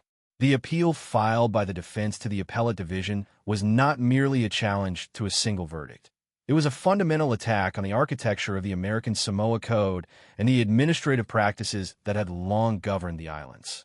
By invoking the concept of due process under the United States Constitution, the defense brought the territorial government face to face with the reality that it could no longer operate in a legal vacuum, insulated from the rigorous standards of fairness and appellate review that were increasingly becoming the norm in federal jurisprudence. The impact of this challenge was seismic, forcing the High Court to confront the internal contradictions of its own judicial structure. The appellate division, presented with the argument that the trial had lacked the necessary legal safeguards for a punishment of such extreme magnitude, was compelled to re-examine the procedures that had produced the conviction. This process of re-examination was the turning point. It marked the moment when the territory began the slow, difficult transition toward a more modernized and rights-conscious judicial framework. The immediate, most tangible consequence of this legal scrutiny was the beginning of a long-overdue standardization of the appellate process. It became clear that the authority of the trial courts could no longer be absolute, nor could their decisions remain beyond the reach of an independent, objective review. A formalized, transparent, and robust pathway for contesting convictions was established, ensuring that future defendants would have the procedural protections that Fannin's defense argued were absent in their client's trial. This was a monumental shift. It replaced the old, tradition-bound reliance on the discretion of the trial division with a systematic, rights-based approach that prioritized the principles of due process, impartial oversight, and legal equity. The legacy of the Fannin case was thus cemented not in the fate of the individual, but in the structural reform of the system itself. Beyond the procedural changes, the case played a critical role in the broader, ongoing movement to reform the territory's penal system. The condemnation of 30 years of ordinary labor served as a catalyst for a profound societal and institutional reassessment of the nature of punishment. The practice of sentencing individuals to long periods of hard, physical servitude was increasingly viewed as a relic of a colonial past, one that failed to align with the more modern, humane standards of rehabilitation and incarceration prevalent in the federal prison system. Over the decades that followed, American Samoa slowly dismantled its reliance on this punitive approach, moving toward a correctional model that focused on containment and the eventual reintegration of offenders rather than the dehumanizing exactions of forced labor. This change was not just a bureaucratic evolution. It was a reflection of the territory's broader commitment to aligning its internal values with the evolving, universal standards of human rights. The case of Lao Fannin was the bridge between these two eras, the point at which the old methods of colonial-era discipline were finally challenged by the imperatives of a modern, constitutional legal system. As we reflect on the tragic events in the village of Tula, we are reminded that even in the most isolated, remote corners of the world, the law remains a living, evolving entity. The life lost in the village of Tula was a tragedy of immense, personal proportions, but it was also the spark that ignited a necessary, systemic transformation. We must never minimize the victim's death, but we must also recognize the significance of the institutional growth that was born from that suffering. The case serves as a powerful testament to the necessity of systemic accountability. It proves that a justice system is only as strong as its commitment to the rights of the individual, and that even the most deeply entrenched traditional administrative practices can be, and should be, held to the highest standards of the law. The long-term impact on the community of Tulo itself is more difficult to quantify, yet no less profound. The village, which was once defined by its quiet, traditional interconnectedness, was forced to carry the weight of being the birthplace of a national legal precedent. The memory of the incident, the subsequent trial, and the long, agonizing process of the appeal became a part of the village's collective history. It forced the residents to grapple with the reality that their closed, safe world was not immune to the pressures of the external legal system. It challenged their understanding of justice, shifting it from a localized, interpersonal matter to one that was governed by the abstract, powerful, and often impersonal rules of the territory. This transition was, in its own way, a form of growth, even if it was born from deep communal trauma. The village had to learn to operate within a reality where its own internal mechanisms were no longer the final word, where the broader requirements of due process and constitutional protection held sway. This was a lesson in the complexity of modern life, and a reminder that even in a society built on the tightest bonds of family and tradition, the rule of law must be the ultimate foundational authority. The story of the Lao Fanin case is therefore a multi-layered narrative of human fallibility, of the profound, tragic consequences of uncontrolled emotion, and of the capacity for a society to reform itself in the face of its own systemic failures. It is a story that begins with a sudden, fatal outburst of rage and ends with the fundamental, lasting improvement of the territorial justice system. As we look back upon these events from the perspective of the present day, we can see the Fanin case for what it truly was, a landmark of judicial evolution. It was the moment that the territory of American Samoa, in the heat of a crisis, decided to choose the path of constitutional rigor over the comfort of its own administrative past. Every time a defendant is today granted a fair hearing, a thorough and independent appeal, or a sentence that is subjected to the modern standards of proportionality and human dignity, they are, in an indirect way, benefiting from the arguments and the outcomes of this case. The legacy of Tula is not just the memory of a tragedy. It is the living, working structure of a more just, transparent, and rights-based system of law.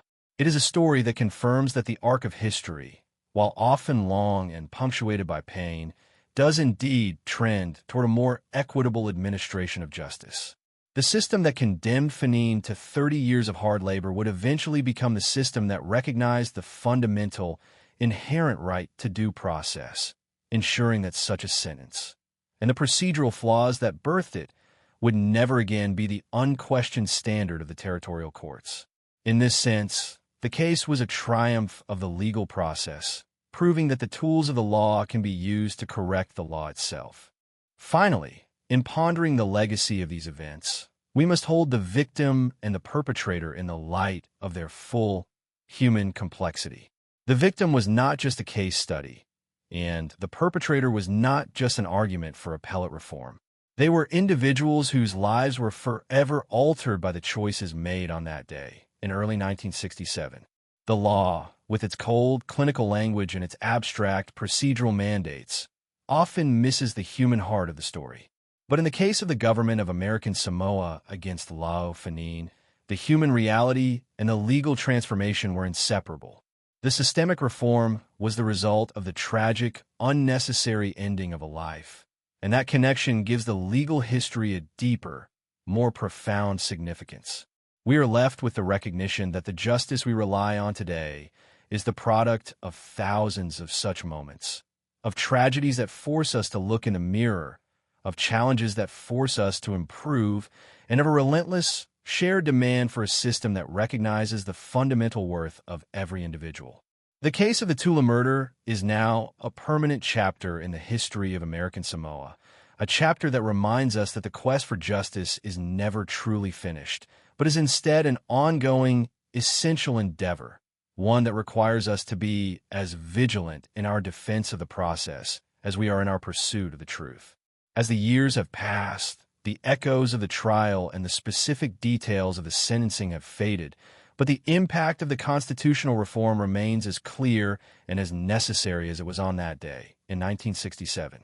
The story of the Tula murder is a journey from the local to the universal, from the private trauma to the public precedent, and from the harsh, cold practices of the past to the more just, enlightened, and accountable promises of the future. It is a story that, in its own enduring way, speaks to the best of what the law can achieve when it is forced to reconcile its actions with its highest, most fundamental ideals of fairness, equality, and the rule of law for all. The legal proceedings surrounding the case of the government of American Samoa versus Lao Fanin ultimately transcended the individual tragedy of the Tula murder, embedding itself into the very bedrock of the territory's constitutional identity. As we look back on the implications of this case, we realize that the courtroom battle was not merely a contest of guilt versus innocence, but a clash of two distinct eras of governance. The defense's insistence on due process was more than a procedural strategy. It was an act of historical necessity. By forcing the appellate division to scrutinize the methods used by the trial division, the defense successfully challenged the assumption that American Samoa could exist as a legal island, sheltered from the rigorous standards of the American constitutional framework. This realization did not happen in a vacuum, nor was it greeted with immediate, universal acceptance. On the contrary, the transition was fraught with intellectual friction. Established authorities, long accustomed to the autonomy of a localized system, had to reconcile their practices with a new, more demanding reality. The case acted as a mirror, showing the territorial administration that its reliance on traditional methods, while effective for preserving order in the past, was insufficient for meeting the complex demands of a modern, rights-oriented society. The legacy of this case, therefore, is one of constant, inevitable adjustment. It taught the judiciary that silence in the face of constitutional ambiguity is not a virtue, but a risk that undermines the legitimacy of every verdict passed down. The broader lesson of the Fannin case lies in the evolution of what we consider to be a just sentence. When the court initially imposed 30 years of ordinary labor, it was operating from a worldview where punishment was measured in the severity of physical toil. This perspective, while perhaps logical in a historically more insular society, eventually proved to be unsustainable. The subsequent reforms, which saw a shift toward rehabilitation and a more humane approach to incarceration, were the direct descendants of the legal arguments raised during the appeal. The court, having been forced to justify its sentencing practices under the banner of due process, began to recognize that the state's power to punish is not absolute. It is bounded by the dignity of the human person. This recognition did not occur overnight, nor did it replace the necessity of punishment, but it shifted the focus from retribution to a more nuanced, modern concept of justice.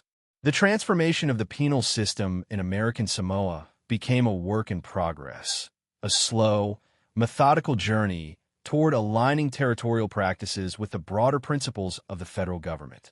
This evolution was not just for the benefit of the accused. It was essential for the health of the entire community, as it established that the rule of law applies to everyone, equally and without exception, regardless of the gravity of the crime. Furthermore, the case of Lao Fannin serves as a poignant reminder of the fragility of communal peace. In the village of Tula, the sudden, explosive violence was a shock to the system, a disruption that was not easily repaired. The legal aftermath, which lasted for years, only served to prolong the period of instability. Yet, this very process of legal conflict and eventual resolution provided a different kind of stability. It established a precedent that the law, not the individual, would ultimately determine the outcome of such conflicts. It took the power to define justice out of the hands of the community members, who were often too close to the tragedy to be objective, and placed it within a formal, independent system. This was a critical maturation for the territory.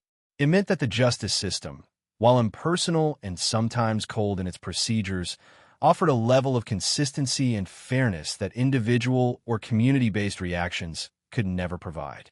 The transformation of the legal process was thus a prerequisite for a more stable, secure society, one that could survive even the most horrific of breaches without resorting to further violence. The legal system, through its rigorous application of due process, became the guardian of the community's collective security, providing a structure that promised fairness rather than vengeance. As the decades have passed, the details of the 1967 murder have become more distant, shifting from the status of contemporary news to that of historical record. However, the constitutional principles that were tested during the appeal have only grown in significance.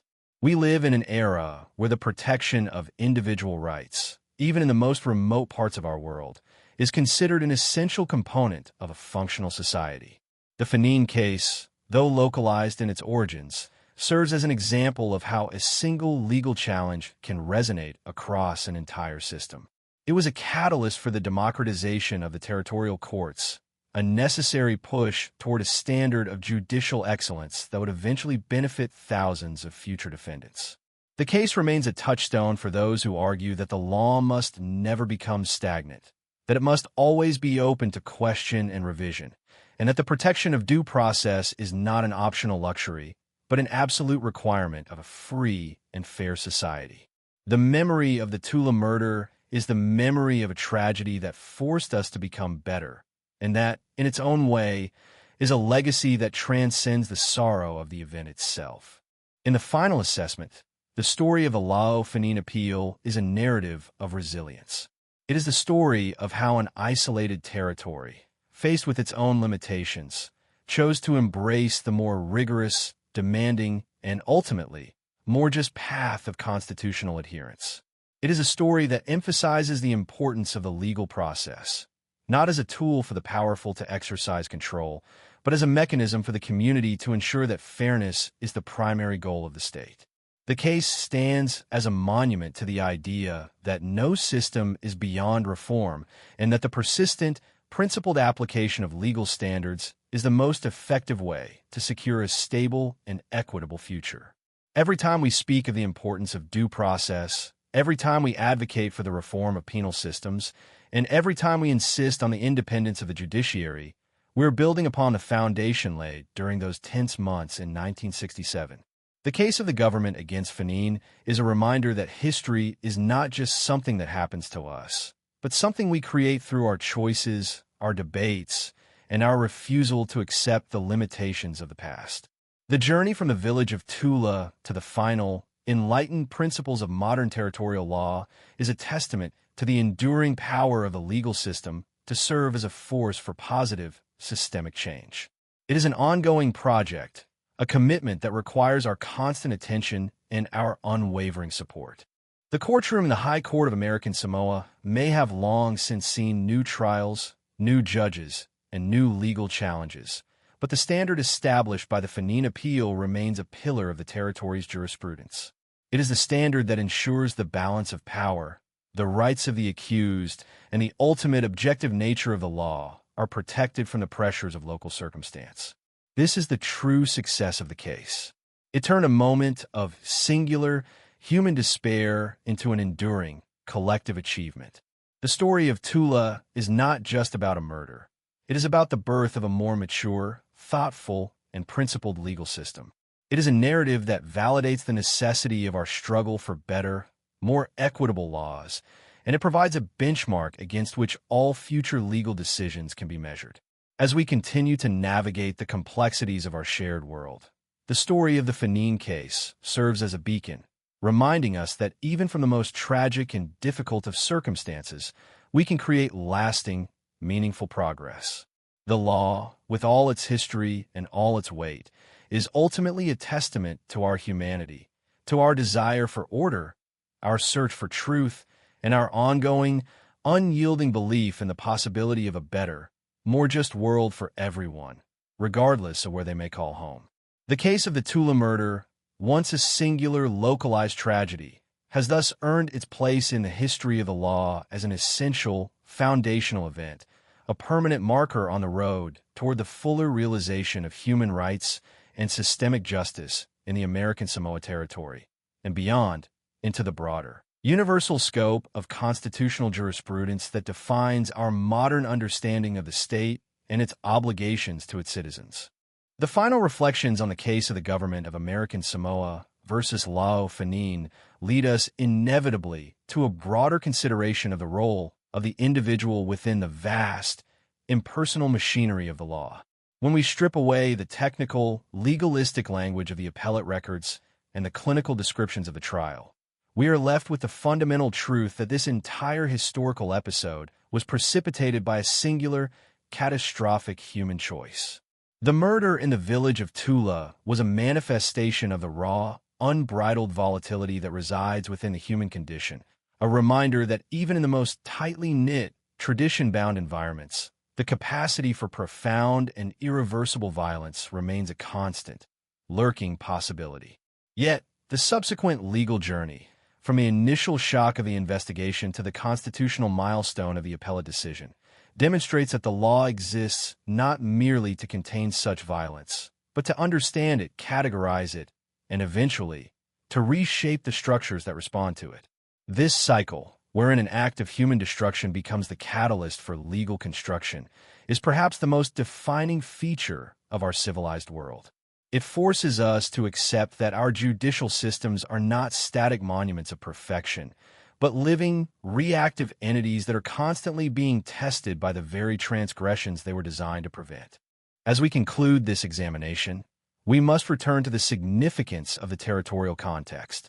American Samoa, with its unique blend of traditional island customs and the imposed framework of the American legal system, served as an ideal laboratory for this specific constitutional conflict. The tension between the communal expectations of Tula and the rigorous, individual rights-focused demands of the federal system was not merely a localized issue.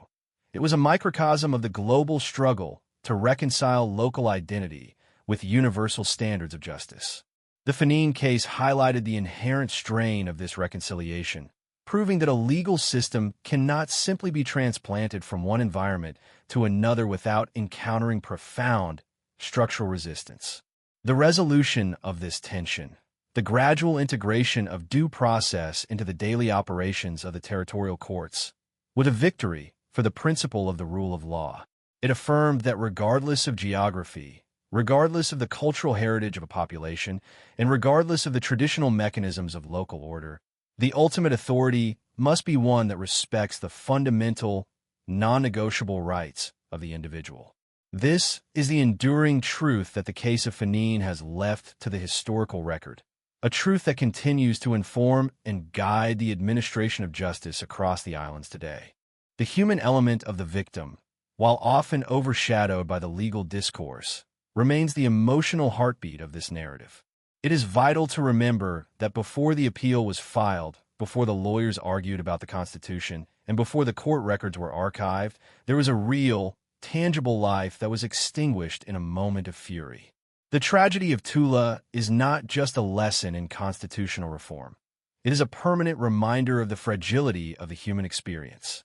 The victim's family, the friends who stood by during the investigation, and the community members who witnessed the unraveling of their social fabric. These are the individuals whose lives were forever marked by the event.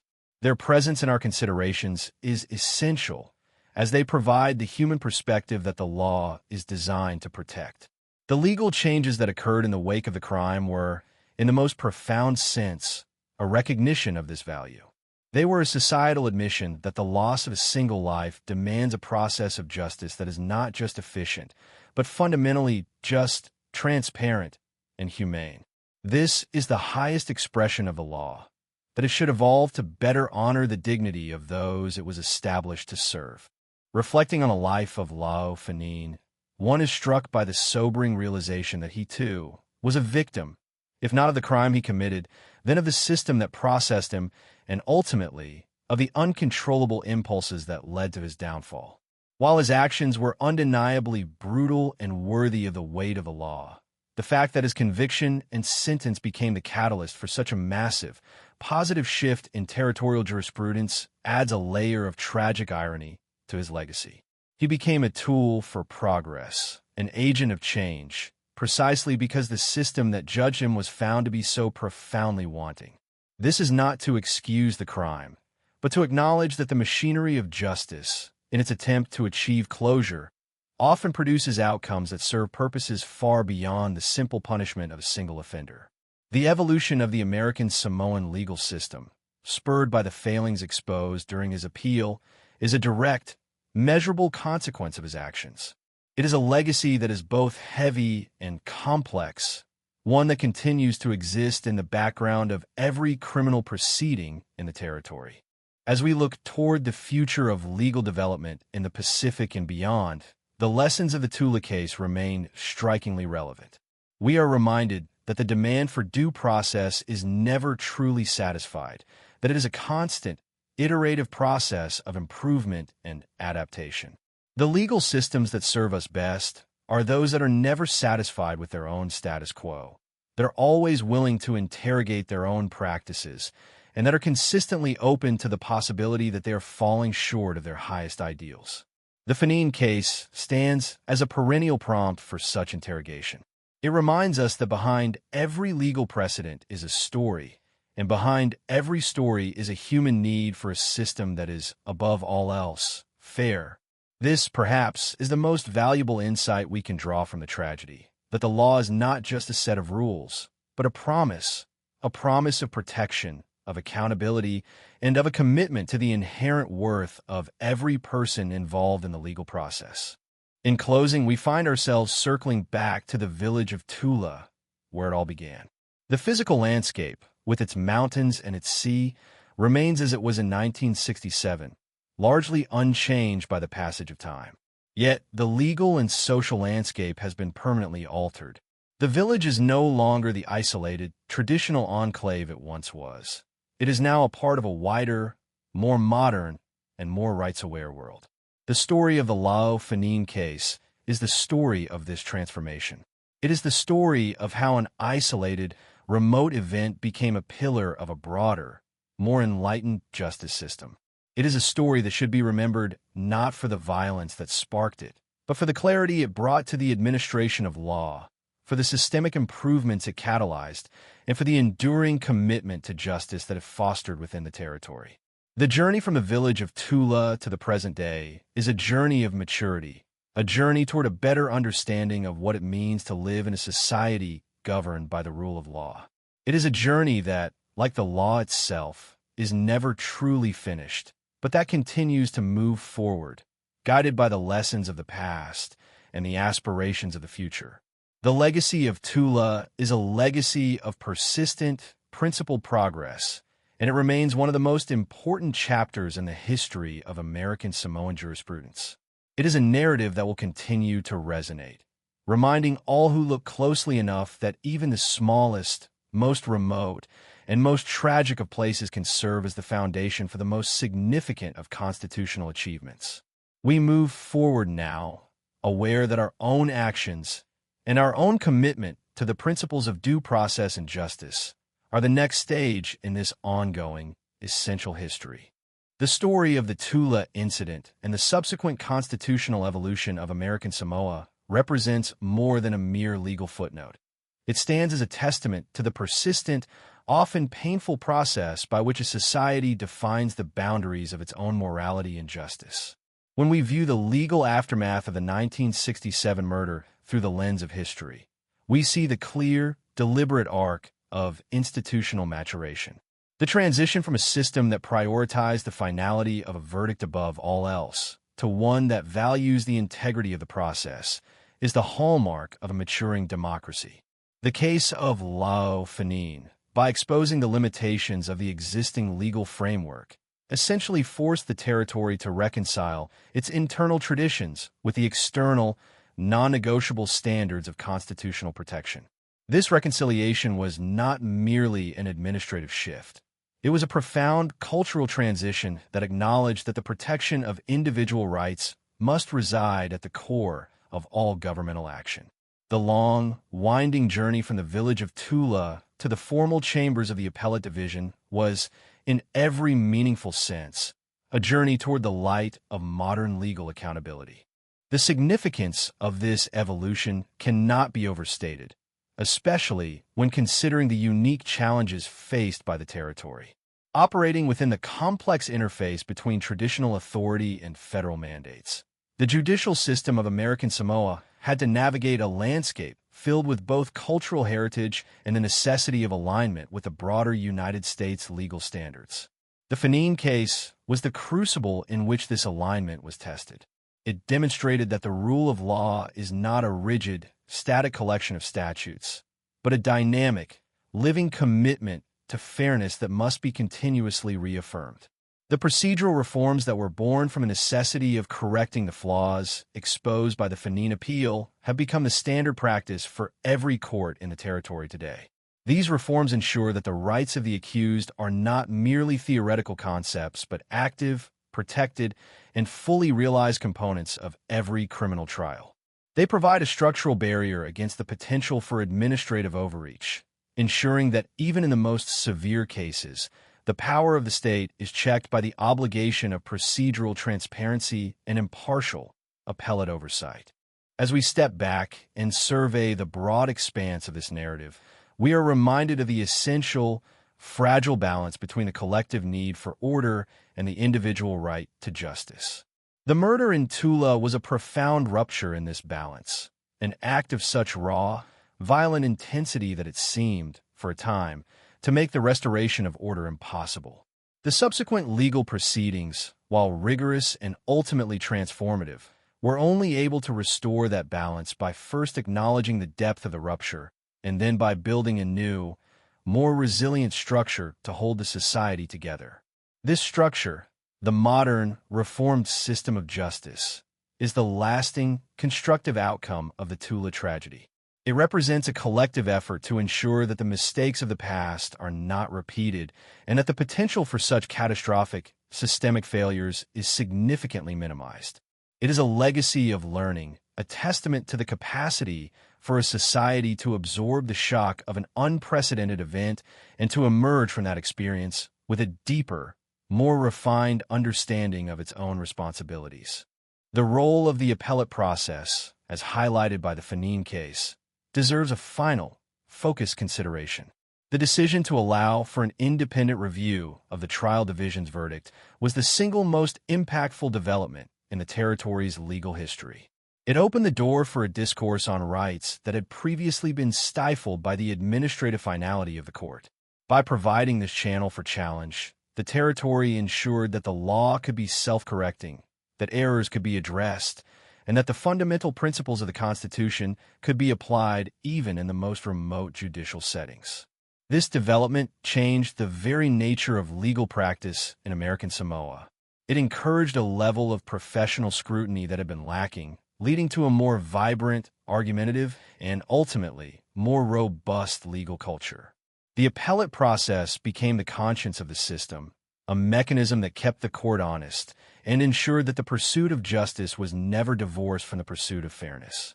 This culture of accountability is the true, enduring value of the reform process.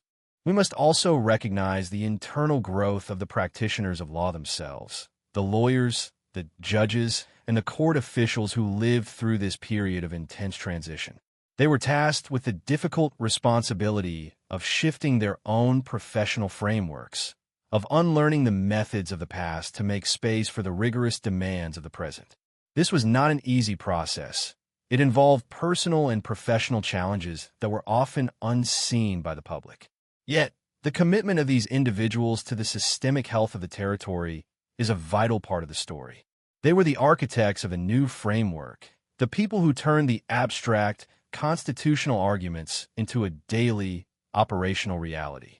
Their work, sustained over decades, has created the system we see today, a system that is more equitable, more transparent, and more committed to the protection of every citizen's rights than ever before.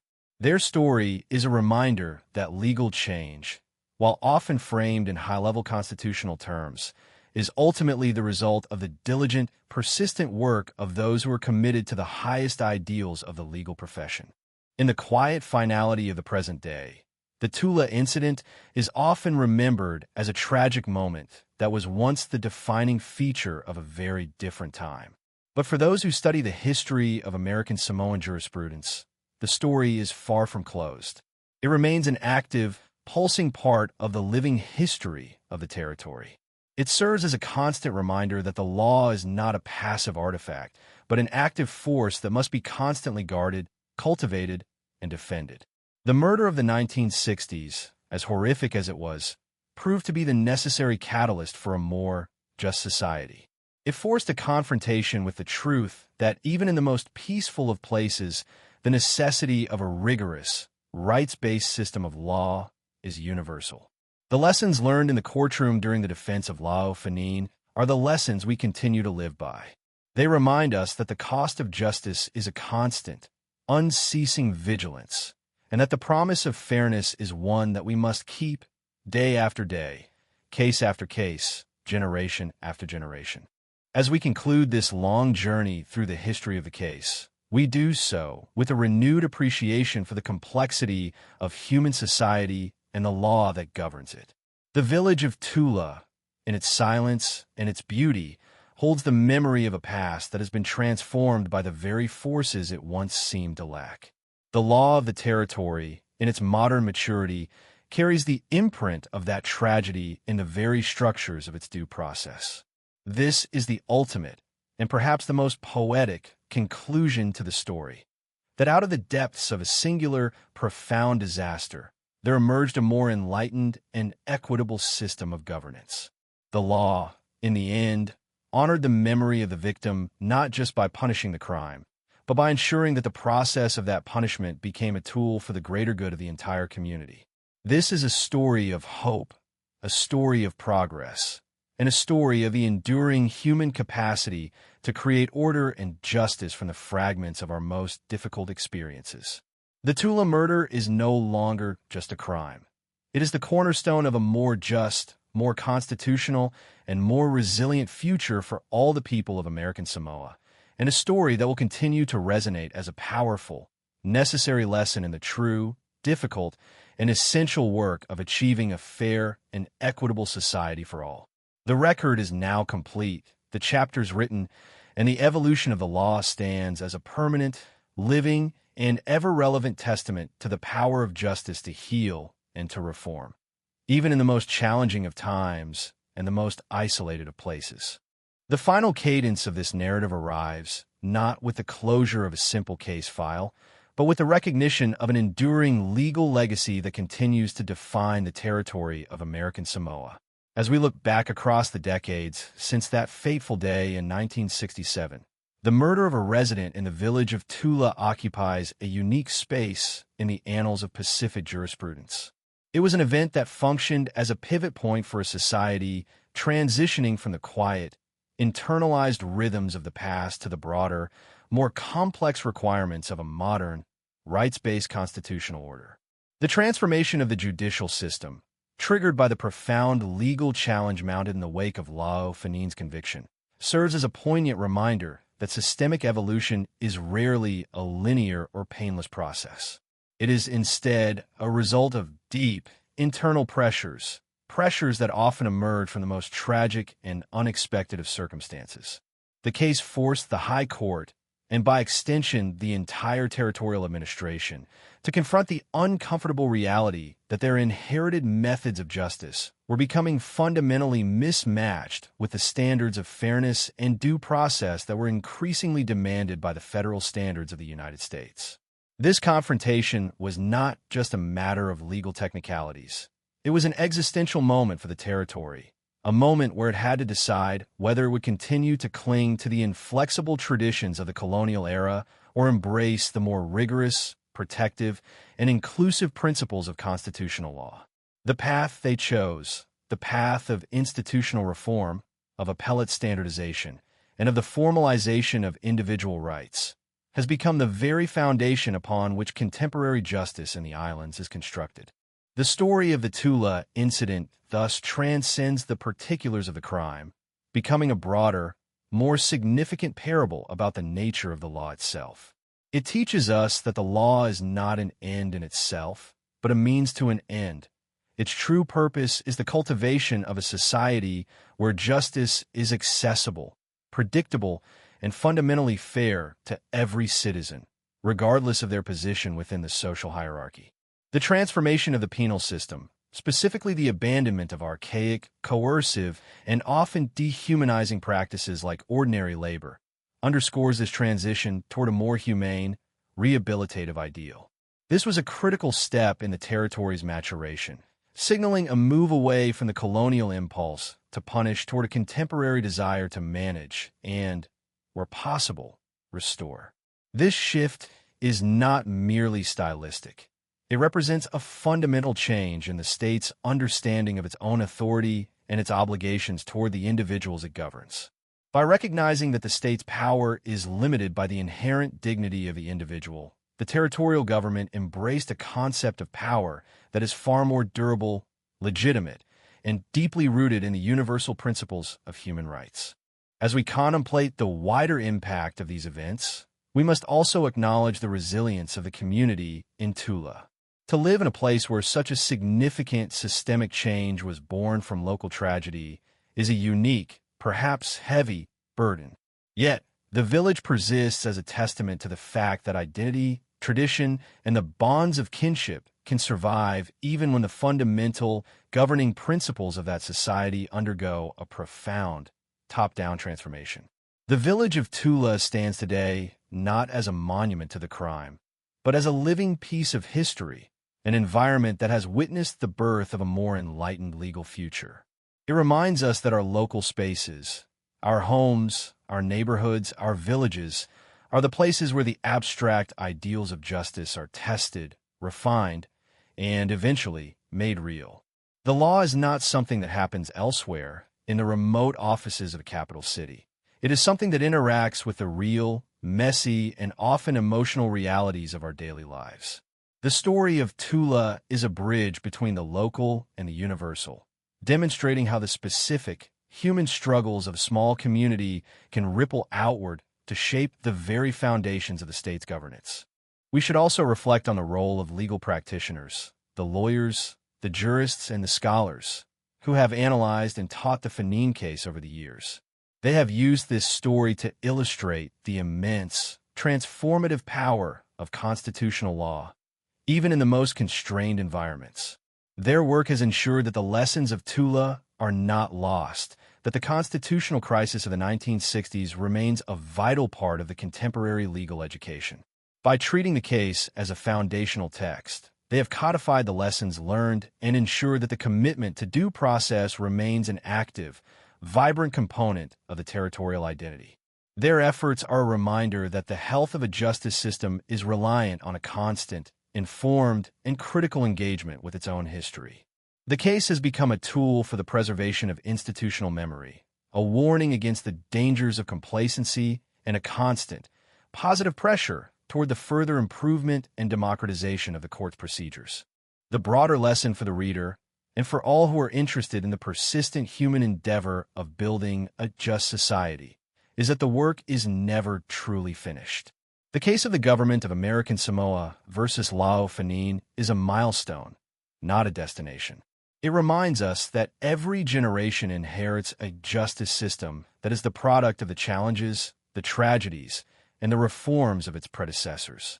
We are, each of us, the beneficiaries of the work done in the aftermath of the Tula murder.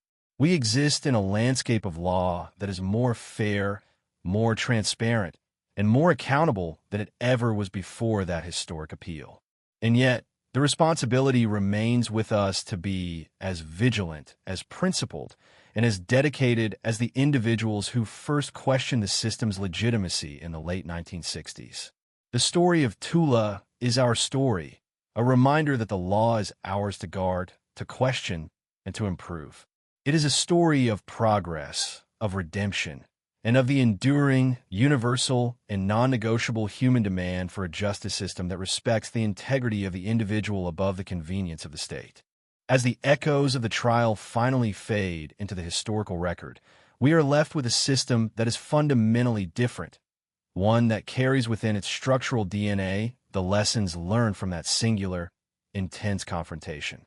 The case remains a testament to the capacity for law to act as an instrument of renewal. It confirms that the most profound improvements in our legal infrastructure often come from the most difficult places, and that a willingness to acknowledge systemic failure is the first and most necessary step toward meaningful, lasting progress. The Tula murder, as it was defined by the legal battles that followed, is now a cornerstone of the territory's constitutional narrative, a narrative that speaks to the power of the rule of law to overcome its own internal limitations and to rise to the occasion when the fundamental rights of the individual are at stake. It is a narrative of growth, a narrative of the persistent human quest for a more equitable and transparent society, and a narrative that will continue to guide the territory as it navigates the future challenges of the law. In the final assessment, the story of the Lau Fanine appeal serves as an enduring reminder that the law exists to protect the humanity of all its citizens, and that its legitimacy is predicated on its capacity to offer a fair, independent, and thorough process for every individual, regardless of the circumstances of their case. This is the promise of constitutional governance, and it is the promise that was affirmed by the reforms that followed the tragedy in Tula. The story, now fully recounted, stands as a completed, yet continuously resonant, chapter in the history of the Pacific. It is a beacon of constitutional hope, a landmark of systemic reform, and a profound, necessary lesson in the true, difficult, and essential work of achieving a fair and equitable society for all. The record is now, finally, and fully established, an enduring testament to the power of justice to heal and to reform. Even in the most challenging of times and the most isolated of places, continuing to inspire the ongoing pursuit of a perfect and truly just legal order.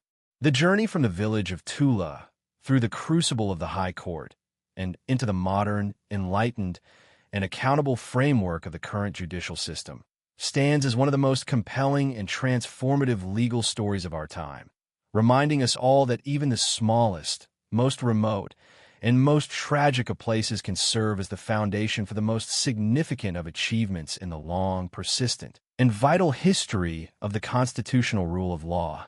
The final chapter of this profound legal saga does not draw to a close with the mere resolution of the case, but rather opens onto a horizon of enduring constitutional vigilance. The odyssey of the government of American Samoa versus Lao Fenin has cemented itself as an indelible marker of the territory's journey toward the apex of legal maturity.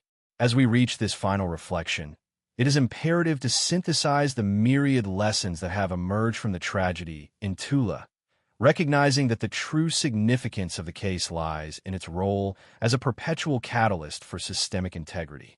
We have seen how a singular, catastrophic outburst of human violence, occurring in the intimate geography of an isolated village, became the primary instrument for the dismantling of archaic colonial structures and the subsequent erection of a modern, rights-centered judiciary. This transition, while painful and born from the deepest trauma of a local community, demonstrates the inexorable power of the rule of law to reshape itself in response to the essential, non-negotiable demands of justice and due process. The lessons we have extracted are not merely historical curiosities. They are living, operative principles that continue to safeguard the rights and freedoms of every resident within the jurisdiction today. The structural reforms that followed the appellate division's intervention in the Fenin matter represent the territory's most significant leap toward constitutional alignment. By establishing an independent and objective mechanism for review, the courts effectively signaled that the era of absolute, centralized, and unchallengeable judicial authority had come to an end. This movement toward transparency was the foundational necessity for building public trust, a commodity that is as difficult to cultivate as it is easy to destroy.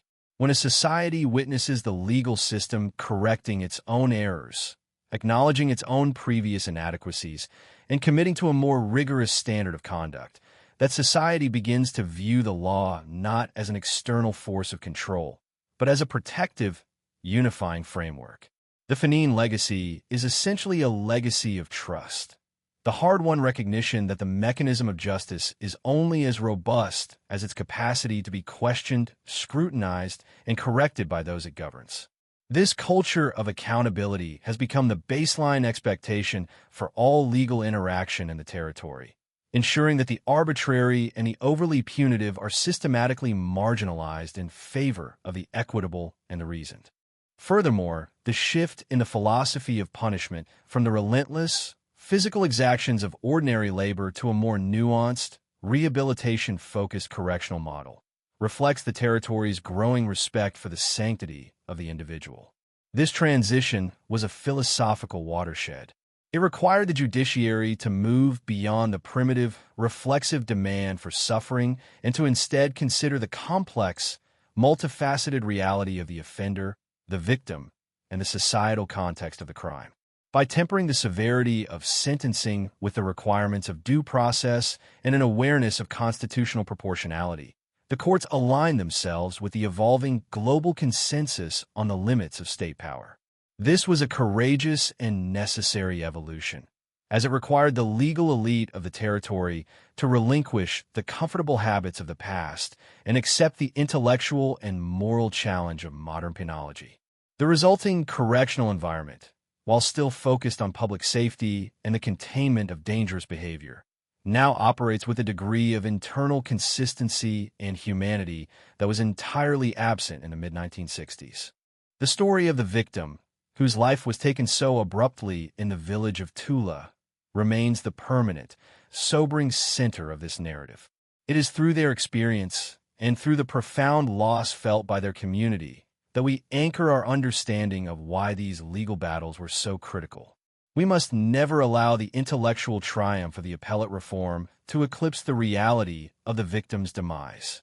The legal improvements were, in their own way, an act of memorial, a way to ensure that the circumstances of their death and the subsequent failures of the system to provide a fair and transparent process will be the last of their kind.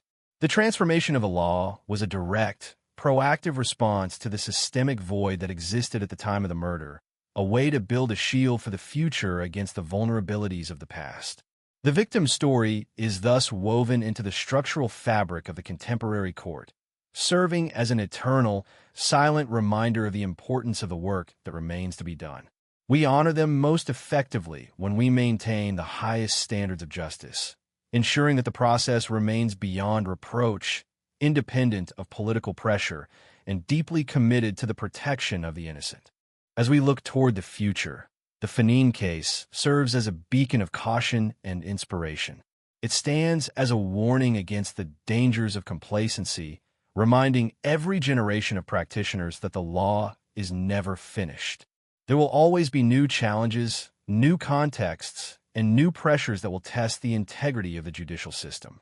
The story of Tula provides the map for how such challenges should be met. Through the courageous invocation of constitutional principles, the willingness to subject the system to rigorous appellate scrutiny, and an unwavering belief that justice is a process that must be constantly improved. This is the enduring, active legacy of the case.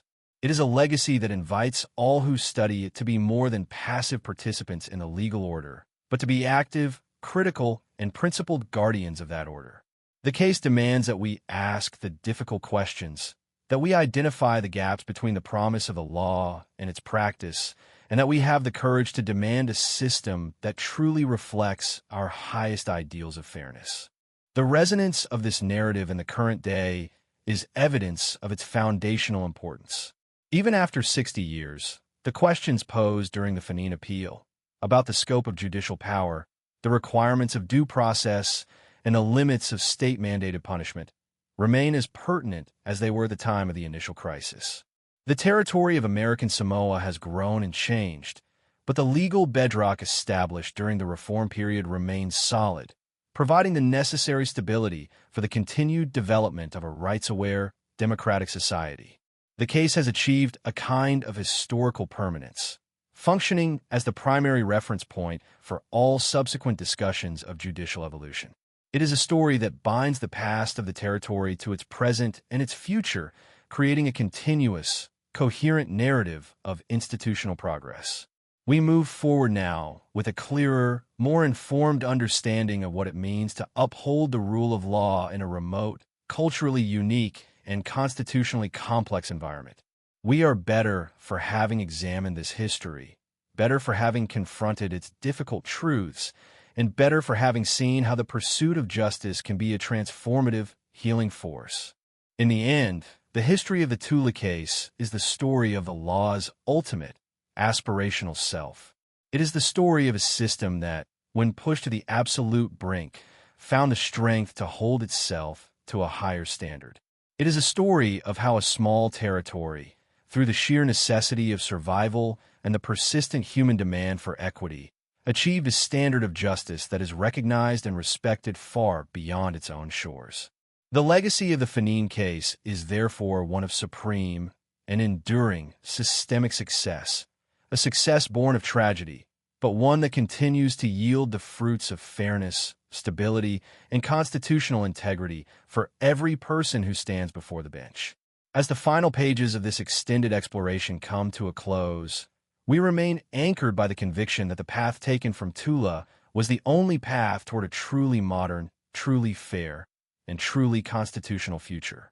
The record is now definitively a testimony to the capacity of the law to rise, to learn, and to forever change, standing as an eternal beacon for the ongoing, essential work of democracy in the Pacific, and serving as the foundational, guiding star for all future generations who will seek, find, and protect the light of justice in their own distinct times and in their own uniquely chosen ways.